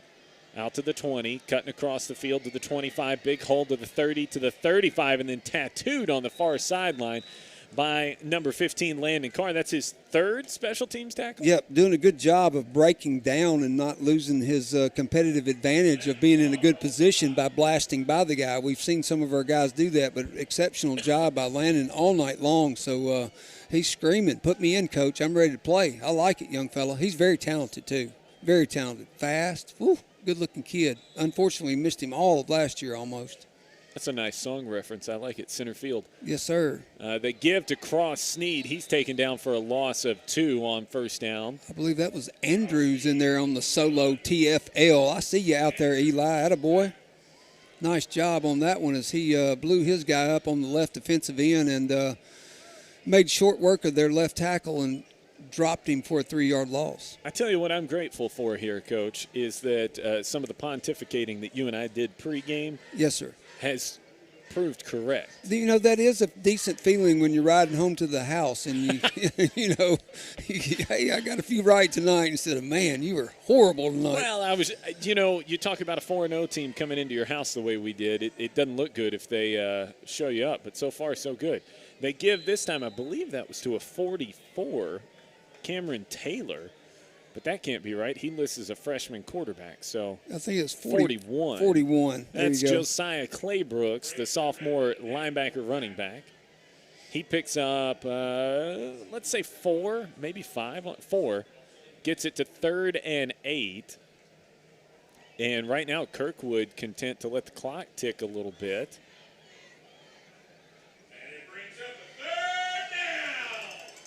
Two receivers to the left, one to the right. Bugs in the gun, fakes the give, looking. He's Ashworth. going to be wrapped up and slung to the ground by Ashworth, and they're going to call a personal foul. That's ridiculous. I know we have to be kind about that kind of stuff, but, Coach. I mean, that's a great football play. You're going to negate or put a negative thought process. And we saw you, big dude. They called it for horse collar, and he had him by the front. All right, we'll move on quickly. How about that? Oh, man. You and I are trying to keep jobs, man. Yeah, that was, yeah. Come on, Joe. Anyway. Does he do baseball too? No, sir. All right, that's good. I'm not even sure who the white hat is. I'm just. Oh, you just called him Joe for funsies? Oh. 3rd and 3 Did I? Yeah. Oh, I thought he was somebody you knew. No, it just came Got out. a friend out there. No, inadvertent whistle. How about that? 2 to the right, 1 to the left. Now they motion.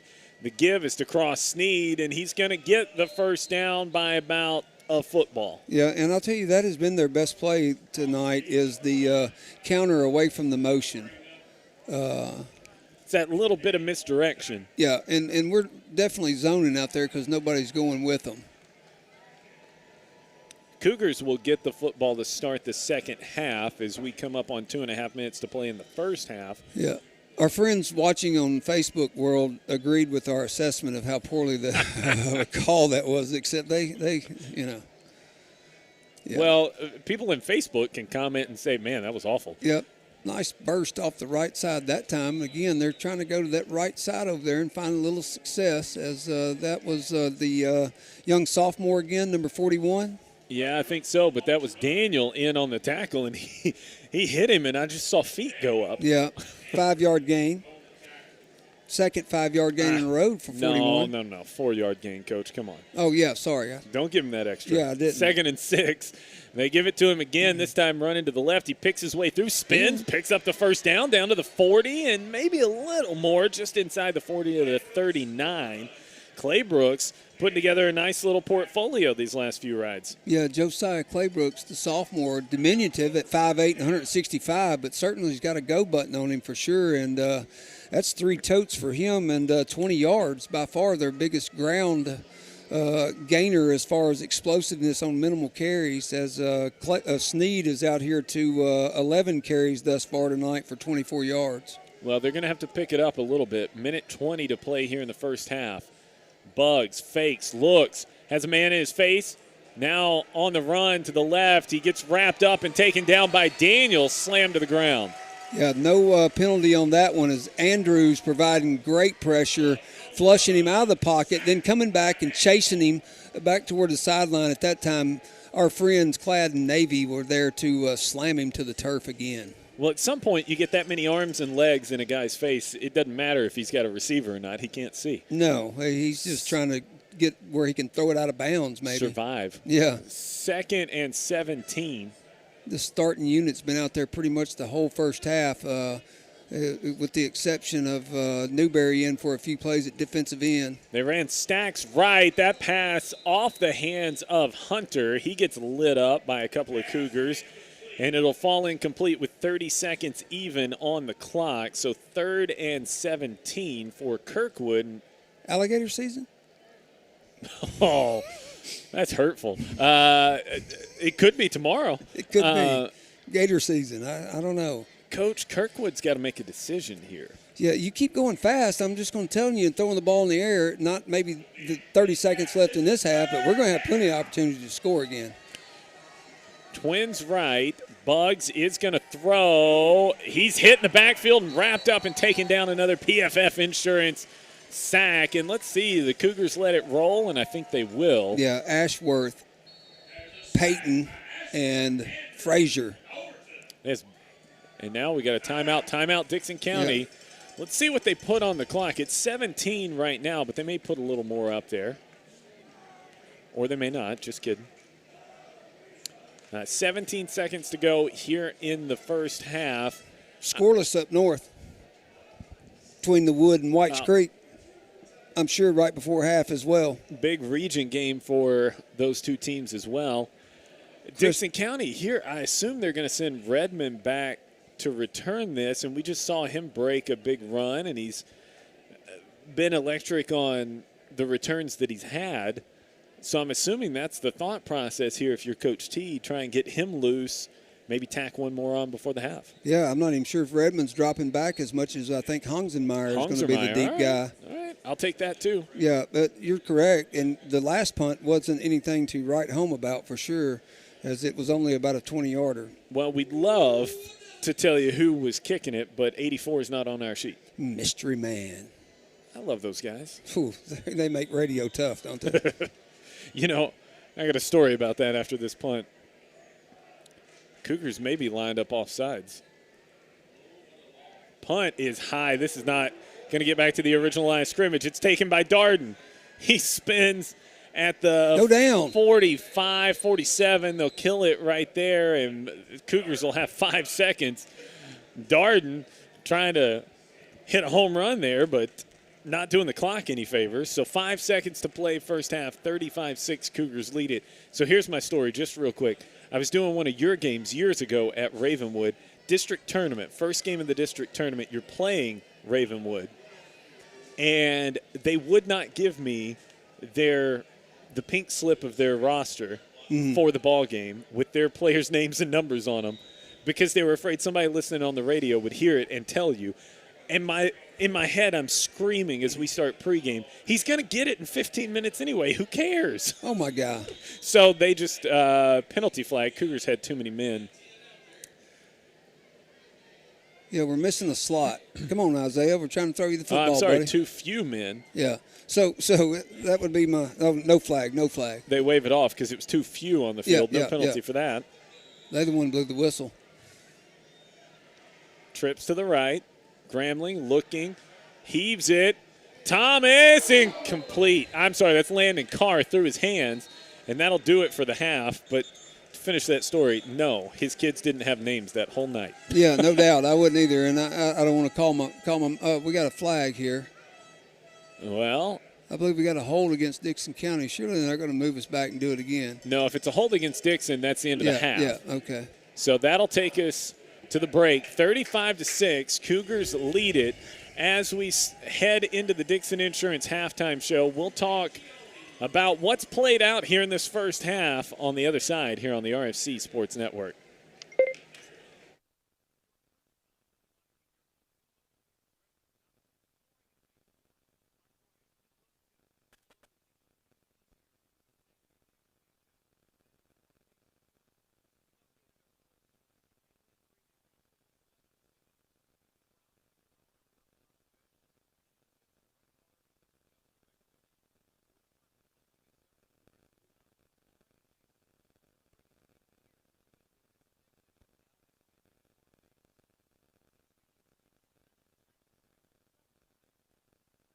Kirkwood just going to huddle up on the sideline, not taking a little bogey break there.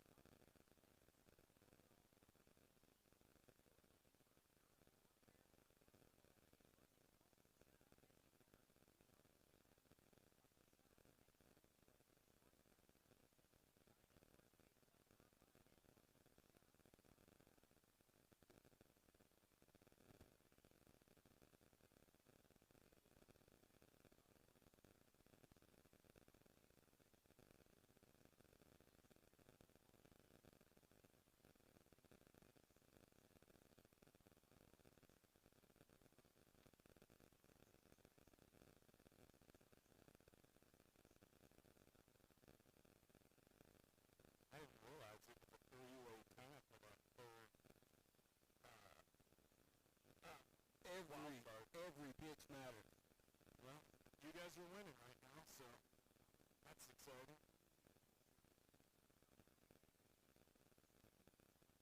And you're doing it by beating up on my Mets, and that's what I really care about. Yeah. My mortal enemy, the Mets. There's nothing better than seeing them be garbage even when they spend $1 billion.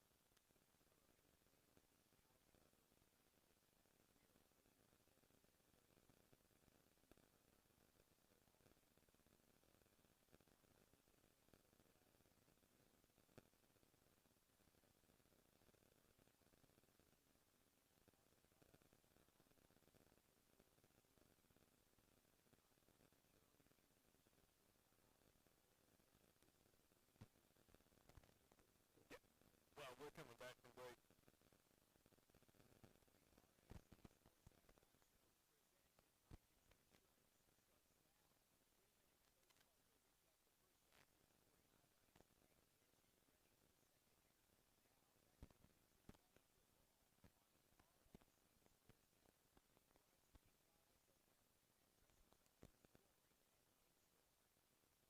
Welcome back on the RFC Sports Network. If you're watching on Facebook or YouTube, the Dickson County High School color guard getting set to perform out here. We haven't seen this before. Yeah, with their brand new, fresh out of the box for a second appearance. Last week was the first time they were out of the box and seen in the public eye with their very spectacularly colored outfits. We call those uniforms, Coach. Come on now. Outfits, uniforms, sorry. These are uniforms. 35-6. Sorry, no disrespect intended. Yeah, 35-6. The Cougars lead it here at the house over Kirkwood. And, Coach, there was a moment Kirkwood hit a big play in the first quarter and cut the lead to 14-6. And it looked like, oh, maybe this is the Kirkwood team that we've seen on paper so far. But as the night went on, it became pretty clear pretty quick that Dickson County has an advantage up front. And that score started to open up pretty good, especially after the Grambling and the Redmond long touchdowns. That's how we got to 35-6. What did you see out of this group offensively and defensively that's helped them build this lead? Well, I think I say focus, and then we come out and we get a string of penalties, I think because we're a little too amped up. But I did see some intensity, some energy, some fire as our band gets ready to perform at halftime. Always a treat here in Dickson County and anywhere they can perform. But just the energy and the we're not losing mentality that is I've seen and talking to the guys throughout the week and the coaching staff, and felt pretty good about the up front matchups, and surely it's coming to fruition and things are playing out like you'd like for them. Great first half. You throw 35 on the board against a conference opponent with a chance to go to 3-2 and 2-0 after half your season. That's pretty good. You got to like where you're sitting at this point in time. Well, and it creates it starts to, we talk about that hierarchy or that pecking order as you start to move through the region season. It separates you now from two teams. Yep. Northeast and Kirkwood. You give yourself some space. You've already played both of them. It's like a breakaway in basketball. They're in the rear view. You ain't worried about them. So now you get to go on, and you've got a pretty good spot. And we talked about it at the beginning of the year. You got to be better than – you got to be top three. Top four. So you get two behind you. You're in a pretty good spot. Yeah, you're down to eliminating just a couple more. But, coming into it, and, there wasn't any big preseason region prognosis or anything. But you thought coming into it that Clarksville High and Dixon County would be your top 2 seeds, and halfway through it with both of them looking to be undefeated in the district, as I did get a couple of scores in from region games, which is always cool to get in from my Clarksville connections over there, as the Cobras and the Cougars. Are they region, what is our region, 6, 7, I mean region 7, 6A, I believe, is what I'll we got. check your math. But anyway, the scores, Yes. the scores of interest. I'm sorry, Freeman. Yeah, go ahead. Clarksville High 28, West Creek 0 halftime. West Creek struggling to find offense this season. Yes, they are. And then you got, unless they're playing Northwest. And then you got Rossview 26, Northeast 0 at half. We'll see if we can't round out the region before we go start the second half here. As the band is definitely having a good night out there. I'm a little bit surprised to see Northeast not able to score at all against that Rossview squad. Rossview's getting a little better. Yeah. They're going to end up being probably the 3 if I was to peck it out right now, with the West Creek Kirkwood winner maybe as your 4. Just my thoughts. I like some of what I've seen out of this Kirkwood team so far tonight. From an offensive standpoint, I think they can move the ball against a lot of teams. I just don't think on the list of those teams is Dixon County tonight. I'm agreeing with you. We're going to step aside for a break, but when we come back, I want to talk about some, if any, adjustments we might see in the second half and what the Cougars have to do the rest of the way to come away with the dub tonight. 35-6, they lead it with the band on the field. We'll step aside for a break on the RFC Sports Network.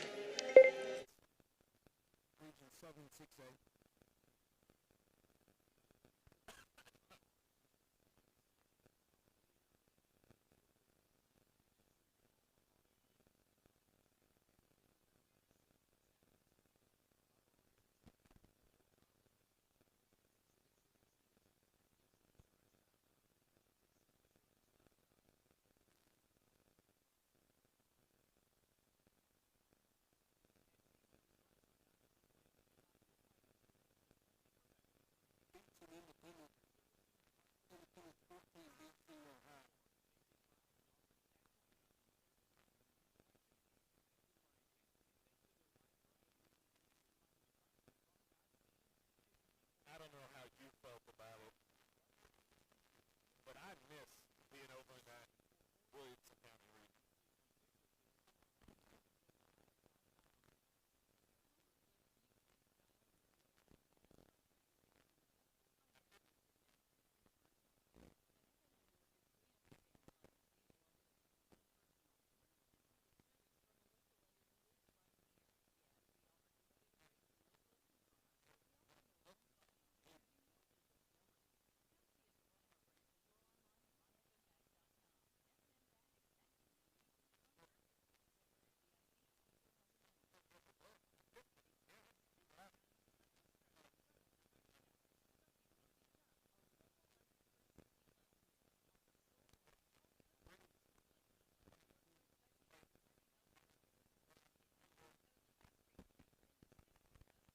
Yeah, were both the Denton boys over there? Oh, yeah. So, the one that's at Tennessee now, Zane? Yeah, he was the last. Did y'all play against him? Well, we kept him in check.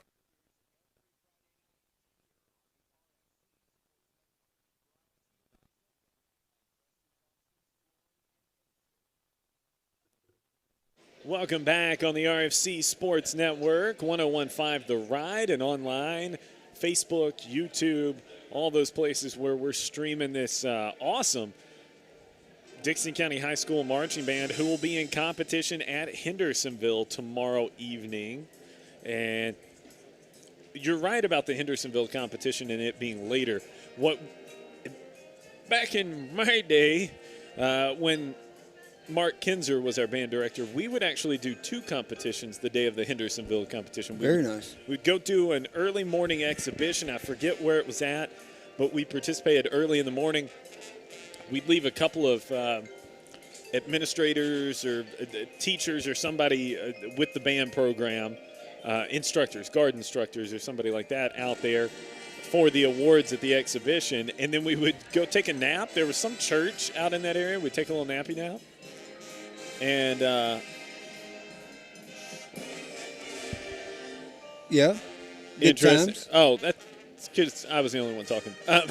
Anyway, we'd go take a nap at a church that Mark Kinzer would get us into, and then we would go to Hendersonville and perform later that evening. Nice. It was always a fun time. So if you get a chance, you want to go out to Hendersonville, good spot out there to see the band in competition. If you've never seen competitive marching band, then go check that out as well. Yeah, and they don't have to worry about, I don't think the grass getting real wet due to the showers maybe moving through in the morning because of the turf, I believe, at Hendersonville, if I'm not mistaken. And if I'm these guys and gals, I'm like, yes, we don't have to report to school tomorrow until 11 because they have been getting after it all week long. Well, normally on a competition weekend, you're reporting at like 6 or 7. Yes. So yeah, plus the homecoming all week. I'm sure their legs are a little tired as they did a lot of marching and obviously the performance here at half. So, and a quick plug, we are having our 8th annual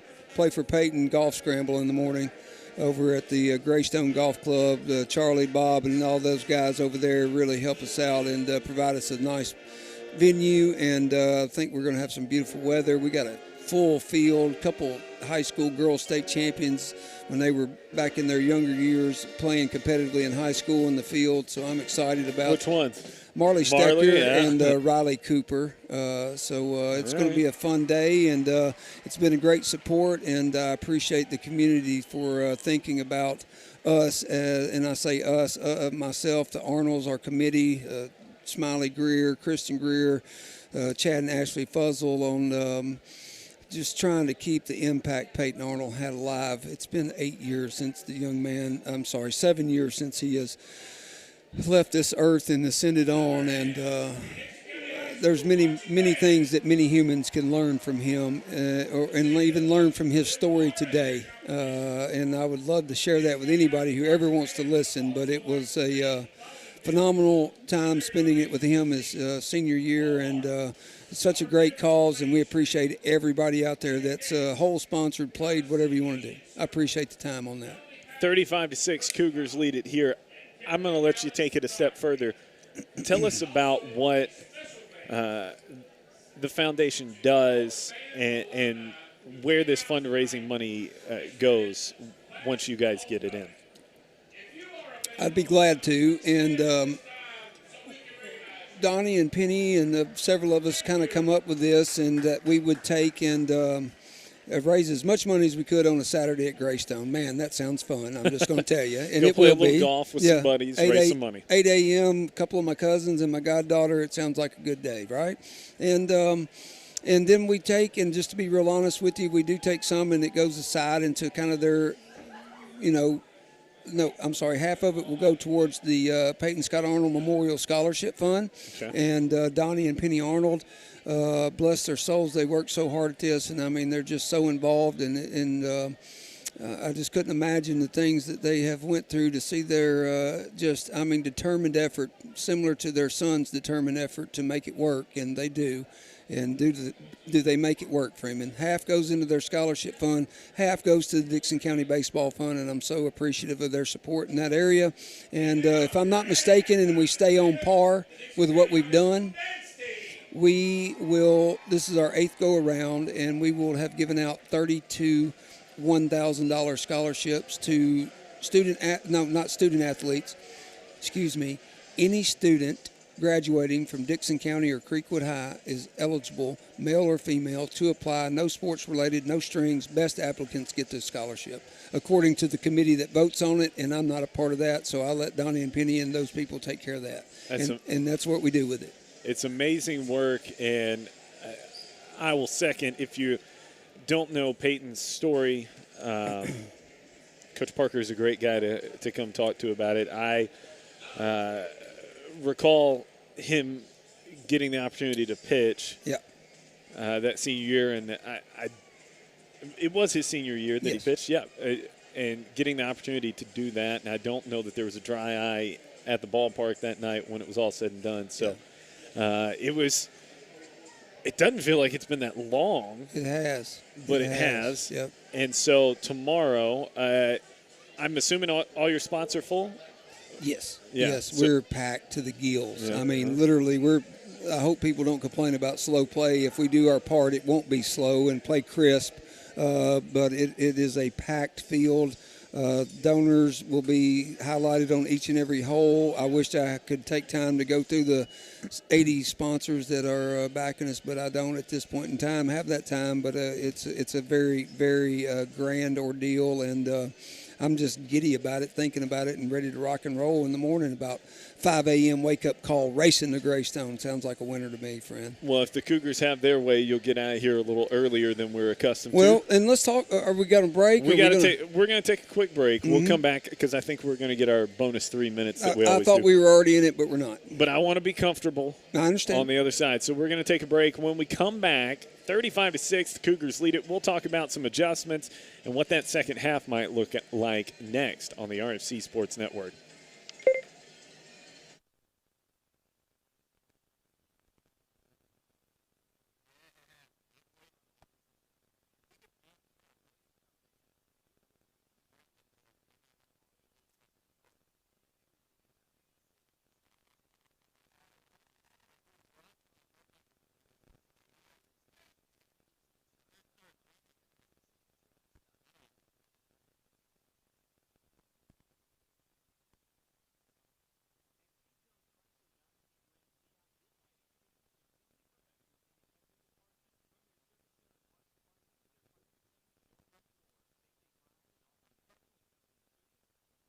Good job, Jay. I don't know what you did, but I learned the first year I was up there, just lean all the way over.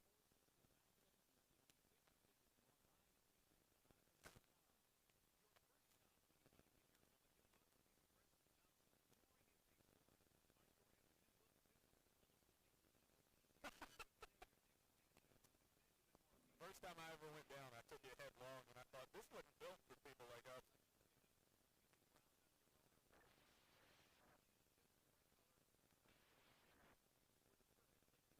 Open it up. You're the athletic director.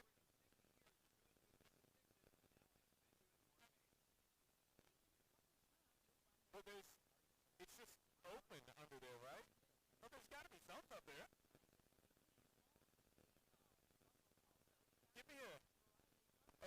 Give me a hammer and a crowbar after a game 1 week, and we'll find out. Or a Sawzall, you got one of those around?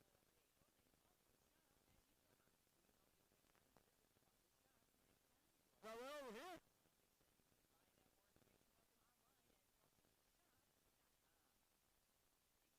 Could be a body in there, Jay. You better investigate.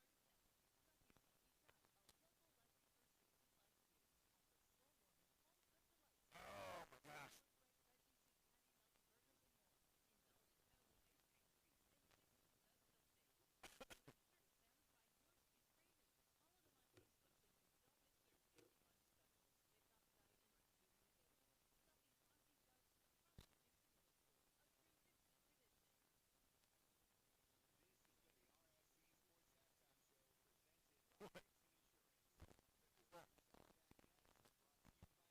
Looks ding. Sick. Maybe. Welcome back on the RFC Sports Network. Not like he is wanting. Hey, buddy. And we are sitting at 35-6, and a lot of folks Cougars leading at 35-6. A lot of folks have pointed out the fact that one more score and the Cougars would get the running clock here. Yeah. In the get running clock here in the fourth. But adjustments. We were going to talk about adjustments, Coach. If you had any to make either side of the ball, what do you think? Defensively, I don't see much to. I'm getting one more score by my first offense, and I'm going to turn it over to the backups and stay as healthy as I can for my next Friday night's football game, provided that, it's not like 2 minutes into the second half and you let their ones play a whole half against your twos. But I think that's the biggest adjustment. I might. You might, but again, I think you got to get it at least one more score ahead and let the clock run in the fourth quarter if you can get there. Maybe wait till the fourth quarter if you can establish a one more score game and get it to that magic number. Well, that's the goal here, and you could do a touchdown. You could also do 2 field goals if you wanted to. They've just got to get to that 35-point mark in the second half, but the Cougars well on their way. Now, I was talking up here in the press box. We thought the same thing about that Northeast game, and then it started raining. No rain in the forecast here tonight. In fact, if you want to come watch some second half football action on the Hill on homecoming night, it's 69. It is great. Perfect. Look, Coach, I'm going to brag a little bit. You ready for this? All right. I'm ready. So I thought my in-laws were coming to town, wanted to watch a little football outside on the patio tomorrow night. Yeah. And so I went to Lowe's yesterday. I bought me a whole truck bed worth of lumber, and nobody at home can see it, but I built me a patio couch. Oh, very nice, sir. It's a little L sectional. We sat out there, watched some movie last night. We're going to watch some Tennessee, Florida tomorrow evening on the patio. Watch a little Vandy. A little stain job there that I see? It's not stained yet. It was so wet from the pressure treatment.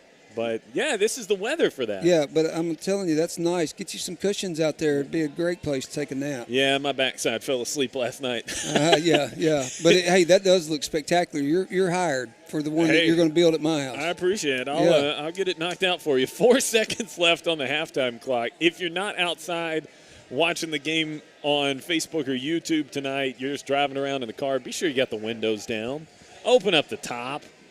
Whatever it is, soak up some of that air. You know, we only get about 3 weeks like this in the state of Tennessee, fall, winter, or otherwise. So yes, you're right. got to enjoy them while they come. Cougars will return here to start the second half, and we anticipate seeing the ones to start, and I assume that will hold until the Cougars can get another score, or if the Cougars are able to get another score. So we'll see what Dickson County has in store as the Kirkwood Cobras are in town on this homecoming night. And if you missed it earlier, the seniors won homecoming. It's almost a birthright for seniors, but if I recall, my senior year at Creekwood, we did not win homecoming because we were a teeny tiny class and everybody made fun of us. Yeah. Wasn't very nice. Well, that wasn't very nice. It wasn't. Boot to leather, that ball driven into the, well, it bounced at the one. It'll roll into the end zone, and the Cougars will take over at their own 20. 1st and 10, leading at 35-6, and Wyatt Gramling and company coming out. Yeah, Jordan McClan is the right tackle that I didn't get to in the first half. He and 55 rotate in and out. Rosales. I hope I'm being correct here. Yeah, he's the right guard. So those two, and I didn't get each of them in a while ago. Brody Carruthers, your left tackle out there. I would look for the road graders to continue to grade the path here and just continue to keep handing it off.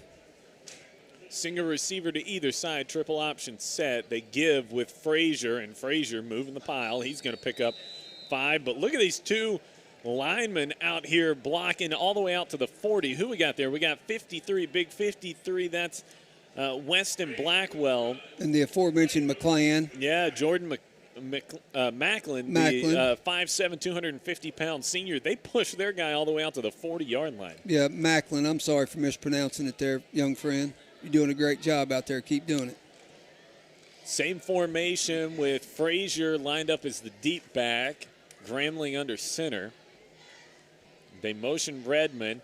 They'll give to Frazier. He'll pick up the first down out across the 30 to the 31, 1st and 10. Did they give it? Yep, they got it to him. Very Dixon nice. Farm Sales first down. And that's the type of methodical matriculation, if you will, of the football that Coach Tomlinson wants. He wants to get 5 or 6 yards, 5 or 6 yards. He'll settle for 3 or 4 yards. pick up the first down, keep it rolling. Yeah, the halftime stats were, and we didn't even go over them. Frazier had 9 for 40 and 3 touchdowns. Malachi was 10 for 136. Grambling keeps this one and spins forward for about. He'll pick up 3, maybe 4. Yep, we'll give it to him for sure. Grambling had 2 carries for 65. Redmond was 10 for 136 and a touch. He had a half. Mm-hmm. As the 3 Stallions there, Redmond, Frazier, and Fernandez come out. Fernandez goes back in. And they're going to spread this thing out here with Fernandez lined up behind Grambling, but they changed the wings. And now they'll motion Hongsermeyer. They give to Fernandez, and he picks up another 4. It'll bring up 3rd and short. Yeah, good gain there. Spread them out a little bit. Get your 2 wings, one of them in motion, see if it'll influence it, and then hit them inside with a quick handoff to Fernandez. Good, safe play. Sophomore earning his reps out there, getting his hands on the ball a couple times tonight. Good to see as well. He's been doing a pivotal job lead blocking thus far in our smokestack set we featured earlier in the game. 3rd and 1. Grambling sneaks, drives forward, and picks up 5 yards. That'll do. No doubt. That's like that Tom Brady sneak. Yeah. Goose the center and take off. Move the ball 6 yards. Yep. I'll take it. 1st and 10. Dixon Farm Sales first down. 1st and 10 at their own 45. But the Cougars moving the ball well. They've picked up 25 yards already on this opening drive. And tick, tick, tick goes that clock. 2.5 minutes burned off already. Yeah, Whit Farrell in at tight end. Frazier back in at the fullback position. And as they're in the I with a slot right. Fernandez will line up behind Frazier. Grambling under center.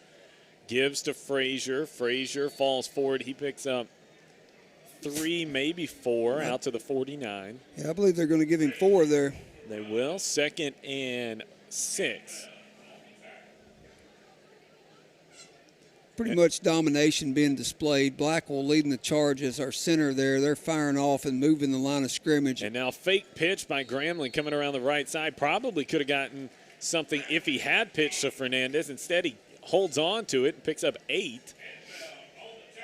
Down to the 43 of the Cobras, and it's a Dixon Farm Sales first down.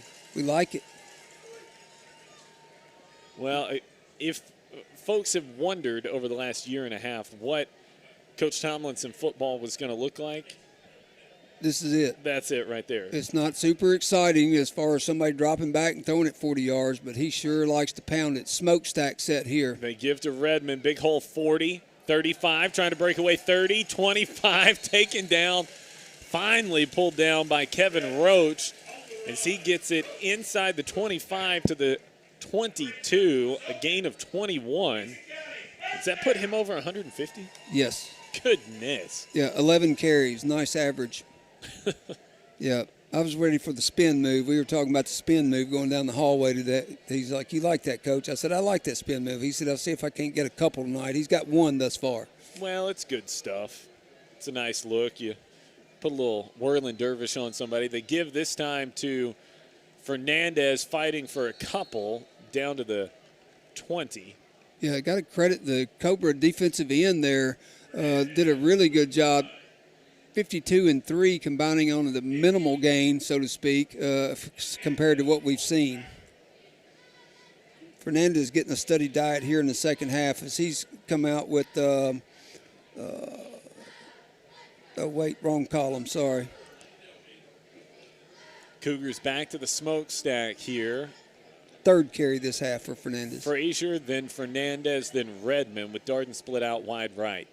They give to Fernandez. Big hole through the right side down to the 15. And he'll set up a 3rd and 3.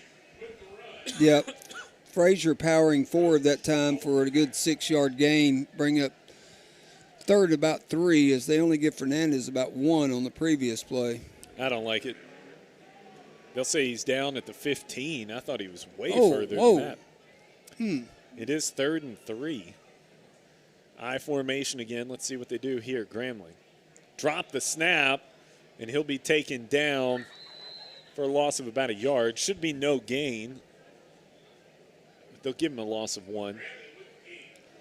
And so now you've got a 4th and 4, and I think they're going to look at this at the 16 as outside Aiden Cardona's range.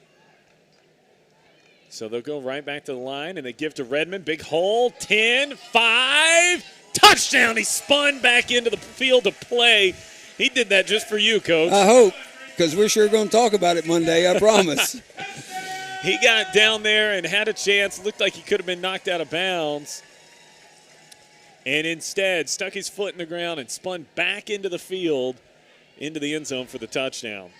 Malachi Redmond is having a season tonight. 16-yard, his second touchdown run of the evening. Certainly angling for his second Steve Jones Automotive MVP of the season. Extra point is up and good. Cougars now with a 42-6 lead with 6:05 to play, which means that drive ran 5 minutes, 55 seconds off the clock. It's the way Coach T likes them, my friend. And Coach Brady Jones, our offensive coordinator, he's happy. He did a good job as a not only an offensive coordinator this week, but as a homecoming coordinator for his class, and Lord bless him. Yep, helping open up his room for our FCA meeting, which was interrupted by stuff going on in the auditorium this morning. So Coach Jones been by tonight with 2 daps already, smiling each time. So we're proud to see it all the way around. A lot of smiles in Dixon County as Cougars continue to command the game tonight here with the Kirkwood Cobras. 42-6. When the clock didn't immediately start to run, is that a fourth quarter rule maybe? I think it is, yeah. All right, I'll allow it. Kickoff by Cardona, taken down at the 10, out across the 10 to the 15 to the 20, 25, and then out of bounds around the 27. Good job on the kick coverage there, as we have basically picked a side, and it looks like our 1-0 is going to roll. Our 1D here. Yep. Frazier back in. Andrews. Big 70. What do you think? Trevor Ashworth. 1 or 2 more series for those guys? We're getting close to the end, I would say. 12, Aiden Beard in out here at cornerback, replacing Isaiah Darden. Bugs in the gun, 2 receivers to the right, 1 to the left. They give here to Clay Brooks, I believe, and Markham and company will take him down after a gain of 9. Yeah, 9 yards there. Clay Brooks certainly been a spark for them for sure. Which is wild because Cross Sneed has been the guy for them coming in. Yeah, that was 42 in the ball game. Derek Griffin in, and LaDainian Walker was in. So they have substituted a couple of guys. Darden back into the ball game, 2nd and 1. Bugs in the gun. Gives Clay Brooks again, bounces it outside, out across the 40 to the 45 to the 50, 45 and shoved out of bounds. We'll see where they mark him, but burst from Clay Brooks so far, and he's showed a spark off the bench. Yes, he has. They're going to mark him out at the 45, so that's a 16-yard run there. And thought Markham had the angle on him coming downhill. He's been pretty steady at that this year, but he got outside of him. Markham was also listed in the mid-states leaders this week with total tackles, so it was him and Isaiah Daniel both in there. So they give on a little counter. That'll pick up 3. Yeah, not a lot of diversity in their offense, though. They're running the same plays over and over and obviously not working to too much. 42-yard line is so too much 2nd success. and 7. Sorry, too much success. Bugs in the gun again. It gets the Cougars to jump, but they apparently stayed onside. Yeah, they didn't touch anybody and stayed onside. They Play motion clock. left to right. Clock is at 7. They give straight up the middle with Sneed, Cross Sneed, and he'll pick up 4, maybe 5. 3rd and short for the Cobras. Yeah, 12 carries, 28 yards for Sneed. Tough night for Cross Sneed. 3rd and 7. Cougar faithful get on their feet for this one. 3rd and 3. At the... Was that 39, 38? 38, yeah. Same formation, the motion across. Twins right, single receiver to the near side. Bugs gives up the middle. Stop short, I believe. Gain of 2. Yep, give him a couple, but not 3. Not 3, 4th and 1. See if we can bow our neck here. Coach L dials up the right blitz call, and they might run quarterback where he sticks it in the gut and pulls it out because we haven't seen him run tonight. No, we haven't. And we're probably going to sell out right here with linebackers blitzing and our front 3. And the Cougars jump. Ashworth jumps across the line. It's the 4th offsides call on the Cougars tonight. Yeah, Coach Williams, our voice of Dixon County Cougars and former head football coach here, was the head football coach the last time we went to the playoffs here in 2012. And this will be a step closer to a playoff berth, first one in 11 years or so. But before Ashworth jumped, Coach Williams said, "Don't jump." And then was not super happy about it. No, Coach Williams. He got aggressive over there. Coach Williams for a reason. All right, let's bow our neck here. The Cobras with a little bit of confidence here. 1st and 10 at the Cougar 31. Bugs will run it here. Lowers his head and gets in there and picks up 5. Yep, first time we've seen that tonight. I told my Coach Williams story earlier this week. I was in his class, sophomore biology, on September 11th, 2001. And the thing that I remember most about Coach Williams, and I've mentioned this to him before, and he does not remember it, but super composed. As Bugs gets flushed left, cuts back right, no flags for a hold, which is amazing, and Bugs will pick up the first down and go out of bounds just inside the 20. But I remember I went home from school sick that day, and I got in my dad's truck, and he had 99.7 on, and they were obviously breaking down what was happening. And I remember someone came in and told Coach Williams, but he never mentioned it to us. Right. The most we had heard was that a plane had crashed in Pennsylvania. Wow. We didn't hear any of the rest of it, and I really appreciated that about him.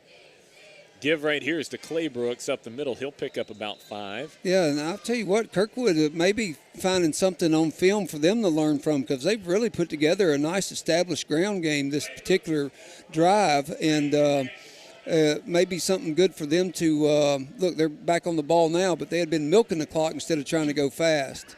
Well, that turbo, as we'll go to the 4th quarter, so it'll be interesting to see what happens to the clock when we come back. But just one drive apiece, not even a full drive for Kirkwood. It's been all ground here in the 3rd quarter. We'll step aside for a break. 42-6, Cougars lead it on the RFC Sports Network. How charged is that? This? Did I get a little juice? Yeah. It's almost all the way charged. I went dead, and I need final score. Can't have that now. No, we need final score.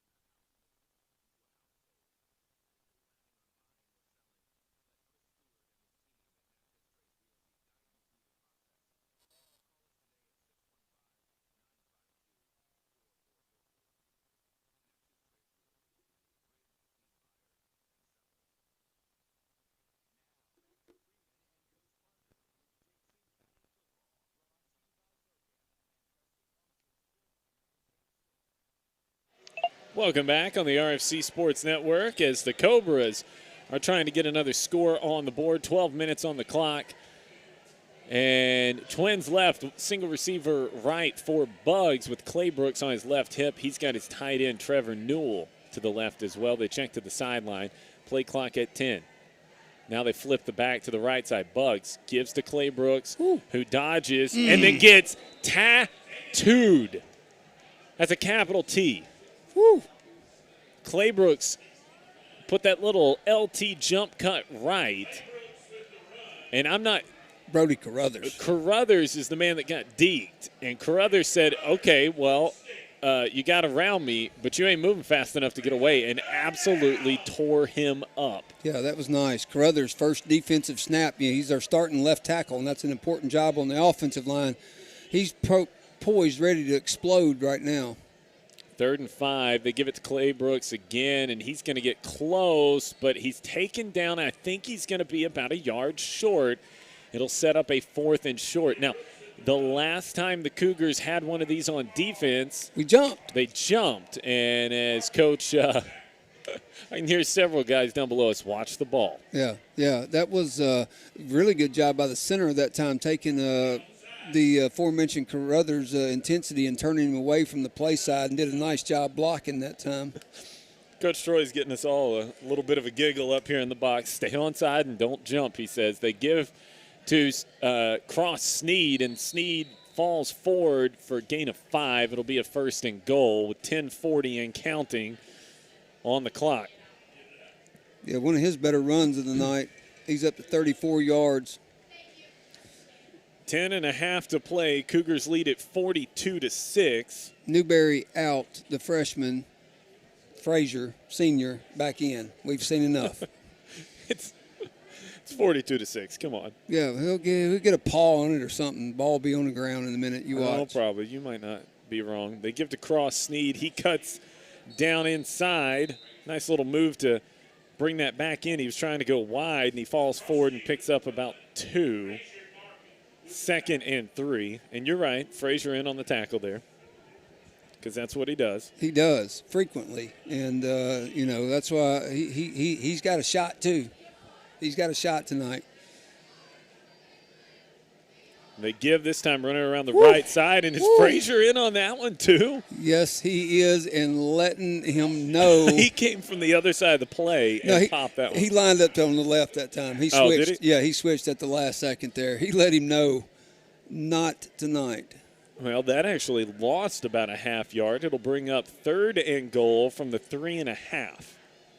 And I think we guessed right and lined him up with the side that we thought they were going to run or their strength. He's over here again on the left. Bugs checks to the sideline with 12 seconds on the play clock. Clock melting, by the way, as we're inside of 9 minutes here to go. I like it. Bugs gives Clay Brooks, Cross Sneed, and he'll fall into the end zone for the touchdown. Yeah, really nice cut that time by Cross Sneed from 4 yards out. Well, I think that's what's made him successful in the first 4 weeks, is that ability to dodge contact. He just has not been able to do that here tonight, or on that play and the one before it too. Cut back inside, and he's been able to get away from that contact. Yeah, they're going to kick it instead of go for 2, but it doesn't bother me. 42-12. Extra point pending. Cougars jump. Kirkwood jumps. Everybody jumps. I'm losing my voice. This is a bad night, Coach. Eli Andrews is ready to block the kick. He's like, come on. I had a shot. Well, when the kicker never moves, you can have that shot. And No. It was a false start. Yeah, 5 yards back. Only the 4th penalty tonight on the Cobras. 9 for the Cougars. That's an area, if you're looking for things to get better at and clean up, that's a big area, Freeman. Big area. Now they're going to, what are they doing? Go for 2. So I don't know that I've seen that many times in my broadcast or TV viewing career. Usually when the penalty's against the defense, you bring the offense back out. Yeah. Apparently their kicker is only good from the 3 or the 2, whatever. So now they're going to line up after a 5-yard penalty and go for 2. Yeah, that is. I don't know if I've seen that. That's unusual. It would have been a 14-yard extra point, or no, a 24-yard extra point. Now it's a 2-point conversion from the 7. They motion around with Newell, the tight end. Free rush on Buggs, and it's floated into the back of the end zone, and it's incomplete, out of bounds. Yeah, that's a nice throw by Buggs. Frazier put the stop and start on him right there. He put the fear of the Lord in him. Do not. Yeah. Because he stood there for a second. I think he thought the ball was going to come out, and it did not. And so then Frazier turned it on and came back after him. And Buggs decided better of the circumstances and flung that ball out of there. So 42-12, Cougars lead it by 30, 8:55 to play here in the fourth. And I felt like we had the running clock for a minute, and then they took it away. Did they? What? They did. It's hurtful, isn't it? 30-point spread. Yeah, well. I think we got a final. Oh, yeah? Yeah. Where from? The undefeated Clarksville High School Wildcats, 35-0 over West Creek. Kickoff here. Bounces at the 12. Bounces again. Picked up. Out across the 20. And then a seam down the sideline. 40. 45. And he hurdled. I believe that was the kicker and couldn't keep his feet under him. That was Davis on the return. Nick Davis. Little explosion. Fastest I've seen him move tonight. Well, Nick last year provided a lot of speed before his injury. And honestly, I don't know if it was something to do with the injury in the recovery process. We haven't seen that burst that we saw out of him last year. No, we haven't. And Ray Dodson into the game. Started the year injured. Yeah. Yeah, and so he's playing catch-up, and some of the other guys have really established themselves, so it's kind of a tough shell to crack right now. Dodson in, receiver to either side. They motion, and he gives up the middle. Pick up 3 yards. Got to find out who the ball carrier was there. 32, that's Brody Chwinski. Chwinski. No, that's Hunter Brandon. 5'8", 168 running back.